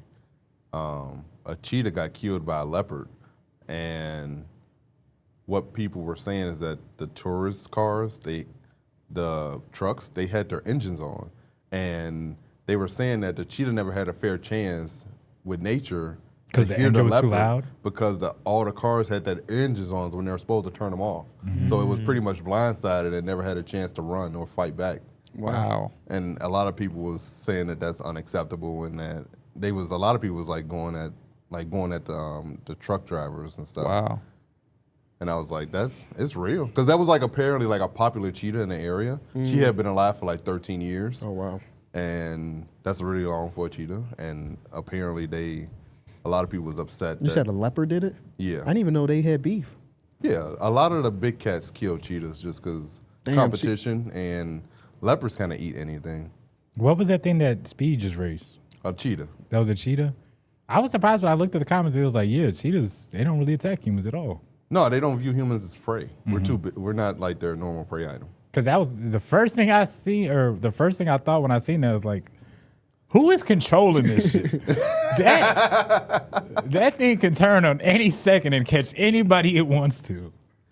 But no, they're not gonna hunt you down. I've always been fascinated by the hierarchy in the wild, but never enough to like watch something. Or Like, read who something. don't got nobody they worried about? Yeah, like some Like- animals don't have many predators, right? Like they could just Yeah. live. Like hippos. like a shark? Like a hippo. Like a You gotta hippo. be an adult though. Really? They'll get you if you're a little one? Yeah, Okay. but like an adult hippo, they live in the same waters as crocodiles. And just be chilling. So like the crocodiles are scared of the hippos. Wow. That's how. Or like an adult elephant. What's that one? Capybara? Capybaras are prey. I thought Leopards. maybe I'm thinking not of something. Jaguars kill capybaras all the time, Oh, and they wow, get never killed by mind. anacondas Oh man. and caimans. Oh man. They're a prey item. They're not. They're just the world's largest rodent. Every rodent is a prey item. What's your Not prey item, but what's- Orcas, lions, grizzly bears, polar bears, Komodo dragons, wolves, and saltwater crocodiles are some of the only animals without natural predators against them. I would say lions are interesting just because Humans, saltwater crocodiles do sometimes take them. Okay. But it don't really happen the other way around where lions take crocodiles. Orcas is interesting to me. Orcas don't. They hunt everything. Wow. They hunt sharks. That Komodo dragon one is cool too. I remember. Well, I did Komodo a- dragons don't have them because they literally don't. They live by anywhere. themselves? Yeah, they are the apex predator on their island. There's nothing else there. I mean, you literally can't even touch them without getting like the acid on you. well, no, like it's like there's no other predators there. They are the predator. So like, there's nothing else there. Yeah. Apex predator of Indonesia. Komodo Known dragon? for its powerful bite, keen sense of smell, and venomous saliva. Yeah. Which also contains bacteria, yada, yada, yada, to slow down prey like deer and water leopards. Did I see jellyfish are a top predator? Well, I guess you can't. What you gonna do? Eat a jellyfish? Yeah, I mean turtles do. Jellyfish You are know my predators. Bro, octopus are so cool. What made you just think that? I think about He the said giant jellyfish, squid. and I was thinking water and They The have giant legs. squid. Oh, they giant just- squids they are just like do crazy. shit. Because like they're just huge. Their eye is like the size of a dinner plate. I think it Yeah. is. It's so crazy. That So it's the basically like ocean- the size of your face is its eye. It's crazy. It's kind of crazy that the ocean is just like this whole atmosphere and this whole world. Like Most 70% of of it we don't know about, Yeah, right? 70% of it is like stand that- undiscovered. Space is scarier than the ocean. Space. I think the ocean is scarier than space, man. same? The ocean got to be scarier than space. Yeah, because it's so attainable and it's so much closer. And it's we know there's shit down there. Yeah, You know But what I we mean? don't know. We do, but we also don't. yeah. No, Because That's we, the we fear haven't factor. we haven't Yes. legit been down there. I mean, but being, like, being in we our have own done. atmosphere, you know you're good. You're not about to get attacked by no fucking alien in our orbit. Mm-hmm. But you go down to the depths of hell of the water, you got a chance to just get your ass ate up. for real. No, for real. I mean, that's why that submarine thing was so big. Yeah. Because like they built the submarine and sent people down there that eventually that's just. It's gotta just be it's scary. also harder to Yeah. scientifically to get down there. It's kind of crazy that motherfuckers built the submarine and thought they was just gonna go down to the depths of the ocean. Yeah, I try not to like, because they lost their lives. But Yeah. yeah, I agree, Darrick. I don't know. I think my thing is just like To just see the Titanic though, right? Like they Some didn't even shit have, like it that. wasn't like a scientific trip. Yeah. I think they were just going to look at the Titanic at the bottom of the ocean. Oh, Something crazy. Somebody got pictures. For real. well, you could probably send things down there. Exactly. Yeah, But- I don't need to see it firsthand. Yeah. Because when you're gonna tell somebody, yeah, I saw the Titanic. I'm like, also oh, okay, cool. I'm also when I got surgery, I realized I'm kind of claustrophobic I because can- they Yeah. sent me in there to get the The CAT scan, MRI. all the MRI. And That bitch is loud, She too. sent me in that motherfucker. I said, "Oh no! You got to squeeze the emergency." I squeezed it immediately. I said, "Man, I don't know if I'm gonna be able to do this." Oh man. She like breathe in, breathe out, breathe in, breathe out. I just try to relax, sleep every time I've calm had one of down. them. Yeah, and she said, I was like, I'm gonna close my eyes. Maybe if I don't look and see that I'm right here, Yes. I'll be okay. Did you get like headphones or anything? No, One of you the could things I take that did, in they there. was like, "What music you like?" And they gave me headphones. Oh, And I was like, that would Oh, help. okay. Yeah, I don't think I had headphones. honestly, you couldn't hear shit because the machine is so It's loud. so You loud. kind of hear Loud. the beat in the Okay. background. That was enough to be like, I'm good. But I could imagine being in a little submarine with y'all because it wasn't a big ass submarine. Yeah, no. Yeah, no, small. Yeah, and we going in water. Been like, man, hell no. There's any silver lining from the videos I've seen. That shit ended fast. They imploded. So just like Yeah. one second you here, 1 second you're dead, and it was like they didn't feel anything. Yeah. So that's silver lining. They didn't suffer. They just died. Ain't that crazy? Imploded. Yeah, imploded. The video, it was obviously not the real thing. It was Yeah. a reimagination of what happened. How the based on the- pressure just crushed It it. just That and shit it is all dissolved. crazy. They Yeah. were just gone. There's no bones, no blood, no nothing. They were just gone. That's why some like if you go No fishing, bones, no blood. It all compressed. Yeah. It was you. Psh, means blood gotta come out, don't it? No, I'm telling you, bro. What the fuck? Yeah, no. It was none of that. That shit, ugh. Yeah. That's why when you they go could like have just been fishing, chilling, talking about hoops. Right, man. LeBron, this LeBron last year. Yep. Damn. Didn't even know. That's why fishing what? in the deep sea, you gotta if you fishing at a certain depth, you gotta bring the fish up at a certain speed because if you bring them up too fast, they'll just die because the pressure changes of the ocean. Okay. Have you ever fished like that before? Not in the ocean, hell no. Would you? Yeah, I would love to go ocean fishing. Have you ever been to the ocean? Been in the ocean? San Diego. Same. That's when I went in the ocean. Yeah. Yep. San Oh, no, Diego. I think the first time I went was in Dominican Republic. Okay. Yeah. That shit's scary. It is. That's I don't just- go it- deep. it don't I end. just kind of I stood on the shoreline. I was like, I'm good. I wonder if Mike been in the ocean, because maybe if you in the ocean, you understand the significance and the scariness of just looking at something that don't end. Yeah. It's just like, what's that down there? The ocean, the rest of it. And just like the fear of getting pulled out, it kept me right That's there. one of my biggest fears in life, man. What's our boy name that passed away based on that? Malcolm Jamal Warner. Yeah, that's so sad, bro. That's one of my biggest fears in life. Y'all say y'all went to the ocean. If we ever went to the beach in the ocean, I am literally in sand. I won't even put my foot in that water. Yeah, I was in the water. I would won't be go so deep. afraid. I would just stand there till I feel comfortable and safe. You ever been to the ocean? Yeah. See, whenever you do, I think you'll go to more Actually, ocean. yeah, I've been to the ocean. I've been In to the Jamaica, ocean. right? In Jamaica. Okay. Boom. Did you get in the water? Yeah. Yeah. Oh. Same. The current's strong as hell. Like, Yes, so strong, bro. It's so strong. It was knocking me down. It Oh also my God, threw me y'all off how crazy. warm the water was. Mine was cold as fuck. I ain't gonna lie. Is that based on the sun, though? Maybe. Yeah, it was- Yeah, because again, like we're in the shallow part, so the sun is hitting the sand underneath that water. So yeah. You know what was crazy when I went to the ocean? There was a lady out there with a big old fat ass that had nothing on. She had like a thong on. I'm like, bro, this is a fucking beach. Shout out to her. Like, Another it's thing- kids and family. Why you got your Hella ass rocks out like in the that? beach too. Like there was lifeguards telling us that you should try to go into the water from this area. Yep. Because there's a bunch of like jagged rocks that should like small ones, so you can't really see. So you might need like those shoes. You might need like swim shoes too. There was a lot of people. Now this is the shit I would never do, KB. That our lifeguards was telling people that they were going too far. I'm like, you ain't got to tell me I'm going too far. I ain't going far at all. But it was some people that didn't give a fuck, Yeah, people think Yeah. they invulnerable. Motherfuckers. invulnerable? I seen horses in the Invisible. ocean. right? Invincible. Invincible. Invincible. Horsing in the ocean kind of cool. I've seen was people walking take like shit. those The horseback rides on rides the through the water. ocean? That Yeah. shit look kind of fun. I won't lie. I've never been on the horse before. I've been should. once. And there's a movie named Queen and Slim. Do y'all remember that movie? Sounds Yeah. familiar. One I of the- remember A couple that yeah. The only thing I remember about that is he said somebody saying nothing more powerful than a black man on the horse. I That's, remember that's the only Seabiscuit. line of the movie I remember. I remember that from Seabiscuit. Nope. Oh, I saw that. Okay. Nope. Yeah. Is that the same? Is Daniel Kaluuya in both of those? No, Daniel Kaluuya is in Us. I'm sorry. I just No, remember. he's in Get Out. That's what he's in. Oh yeah, he is. I'm gonna make y'all mad. I never seen us. Get Out? Us. Us? Oh, Us? Like Oh, you seen Get Out I- though, you- right? You're not, You seen you're Get not Out? missing much. Us was Us Us is Great good. movie. It just Us was it wasn't good, like yeah. a must see. Yeah. Nope is better than Us. I took me a long time Nope to was see Get fun. Out though. That's Was that why- which one? Nope. I didn't understand Nope personally. I don't That- think At least seen I that don't one. think that's the one where it was like kind of weird, right? It was the alien invasion. yeah, the alien. movie, Yeah, I didn't really Our understand that girl movie. Kiki Palmer. Shout out to Kiki. Me and Angie watched that at home, and I didn't understand it. I get a couple of those movies mixed up. Is that the one with the monkey went ballistic on the kid's TV set? Or am I thinking of a different? Okay, I'm thinking of a different movie. Never mind. That is not it. Is it? I don't remember. Okay. Would you just go see it at the movies, Mike? I went to Primate. go see Primate. How was that? Primate. Is it Primate? Yeah, I think it's Primate. It was good. It was good. It was a fun movie. I would recommend it. It's a good horror. Is it better movie. than Nope? Nah. Is that produced by Key and Peele too? I mean, No, what's his it's name? not.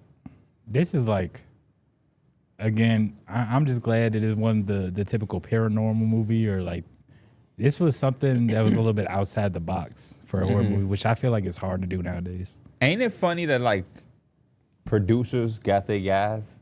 Yeah. Yeah. No, when Like- KB said the other day about Adams, if you're in Adam Sandler's umbrella, You gonna if be in you- that fucking movie, bro, from like mid 90s to like 2000 to now. Yeah. You ever see some of his like latest Netflix movies that just go straight to Netflix? Those guys from them '90s movies are still in those David fucking movies. Spade, Steve Buscemi, What's the name? He Rob Snyder. not, my boy Don.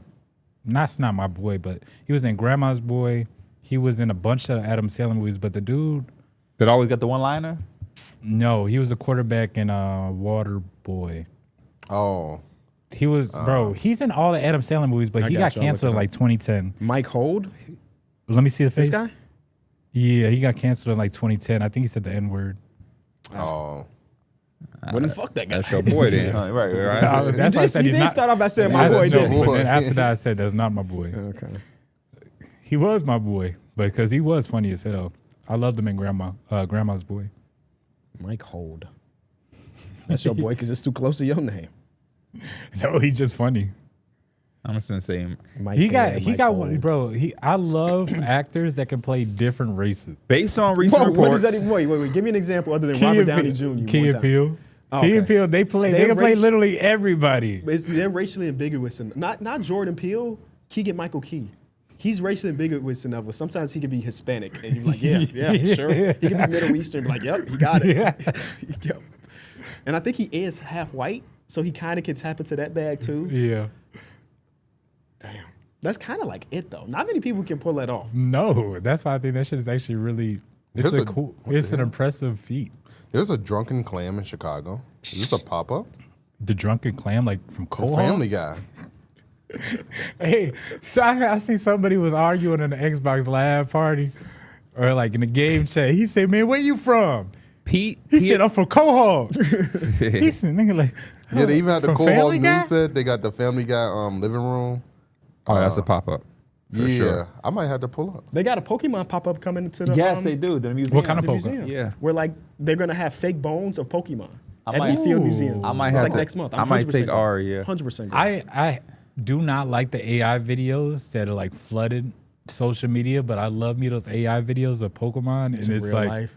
yeah, it's like a National shits do Geographic be of a hard. Pokemon. Since Ari got into Pokemon, the number one thing on my YouTube algorithm is people going to the conventions and seeing people trade and everything. I have no idea what's bro, going on. Like the car convention? Yeah. Oh, bro, I go to like one every week. That's what I like, told Dana. I'm like, I gotta ask KB where we going. I could take Ari There's one one time. happening right now. That She got a obviously little- gonna miss, but She got a little binder that looked like the Pokemon ball, Snap. Her and Avery be best friends right now. and I helped her fill it up. Yeah. And I got her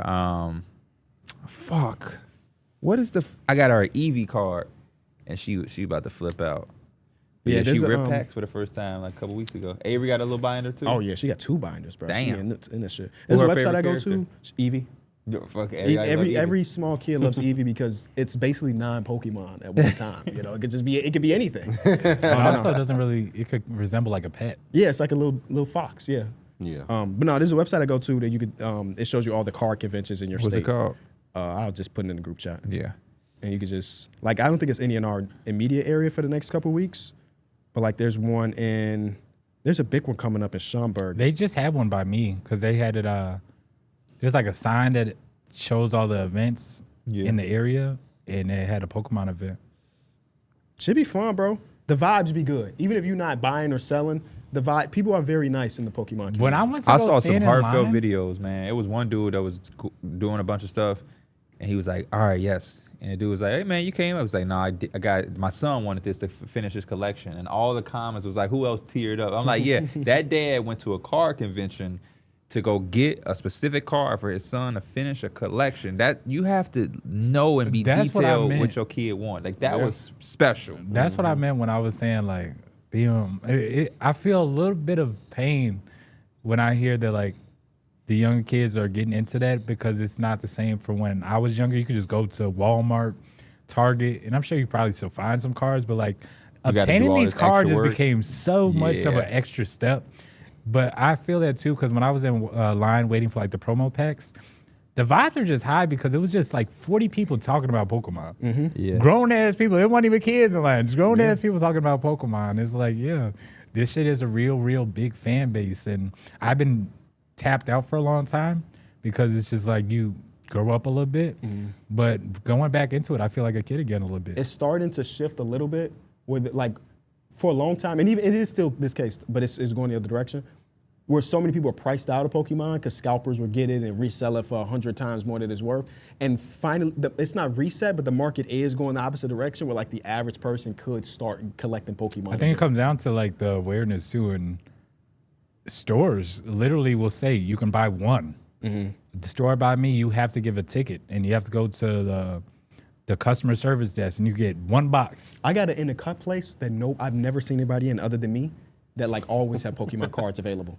They also have a limit. You can only get 2 at a time. But like if I really desperately wanted to open up a pack with Avery, I could just go to this one spot. It's very random, ain't it? Very random. I was telling Mike about a very random spot that Yeah. I always go to, and they always have them because I don't think anybody in their Is right it mind- local, like by I us? think he's talking about It's closer to him. Okay. Don't say it, because then you're going to blow the spot. Just tell me after. the spot he talking about.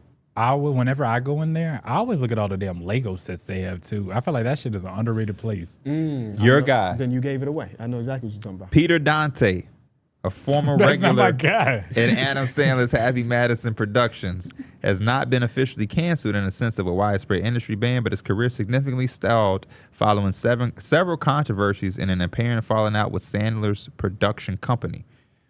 He had a hotel incident when he was kicked out of a Marriott in Santa Monica after making violent threats and using racial slurs toward a staff member, boy according crazy, to boy. reports. He was arrested in 2020 for a felony charge after allegedly threatening to kill his neighbor and the neighbor's family over a dispute regarding construction noise. What the hell? 2022, he was caught on video having an outburst at a hostess at a Los Angeles restaurant after being denied service for not wearing a mask.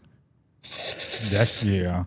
In I see that type. 2022, a lawsuit alleged that Dante harassed the man with anti-Semitic slurs and threats. Golly. In 2025, as late of 2025, reports surfaced alleging Dante sent unsolicited explicit photos to a woman. He just knocked down everything. Yeah, to everyone. Everything that you Be could have racist. possibly done wrong. Be he just- racist again. Said double down on racism. On two different sides. Shout out to Nick Swartzen. Now, unless he Stop got some, shouting out your boys. unless he got something too. He one of the guys that I always found funny. He said, fuck wearing a mask. Curse somebody out, threaten to kill somebody. That Send motherfucker. unsolicited pics. Yeah, and then he talked about, he said, what haven't I done? That's the Adam Sandler movie shit. right You talking there. about this guy? Yeah, Hey, Mike. he got Let me some see. shit too. I'm almost see. positive. Hold on. I hold just on, feel hold like everybody at this point got some shit. on. Man. Not me. Not you. Not Not you. them. A lot of Hollywood people. 20, he removed from stage after rambling, failing to deliver. Okay, it don't seem like he got nothing crazy. What he got, KB? What was it? He was just escorted off stage during. He do seem a was, little crazy. He was super intoxicated, incoherent. He do seem a little crazy. It don't seem like he did anything too crazy. He do seem like he like to have fun, like to party a little bit. I feel like you and Adam Sandler group, you gotta have that a little bit. It don't seem like he's ever said any slurs. Shout out to Nick then. You can do it. It's Rob Schneider, baby. No, that's not. Who the hell is that? That's Steve Buscemi. Buscemi. You can do it, little Nicky. Whoop his ass. That's him. That's Steve Yeah. Buscemi, yeah. Somebody do it, please. Shout out, little Nicky too. We appreciate you for tuning into this. talking like that? This Numbers on the Board podcast. We gonna see y'all Make next sure you leave a time. like. We Make almost sure you got- leave that comment. We almost hit 3 hours, baby. We almost hit 3 hours for y'all paying 20 Small ball on Monday. We'll be back on Tuesday.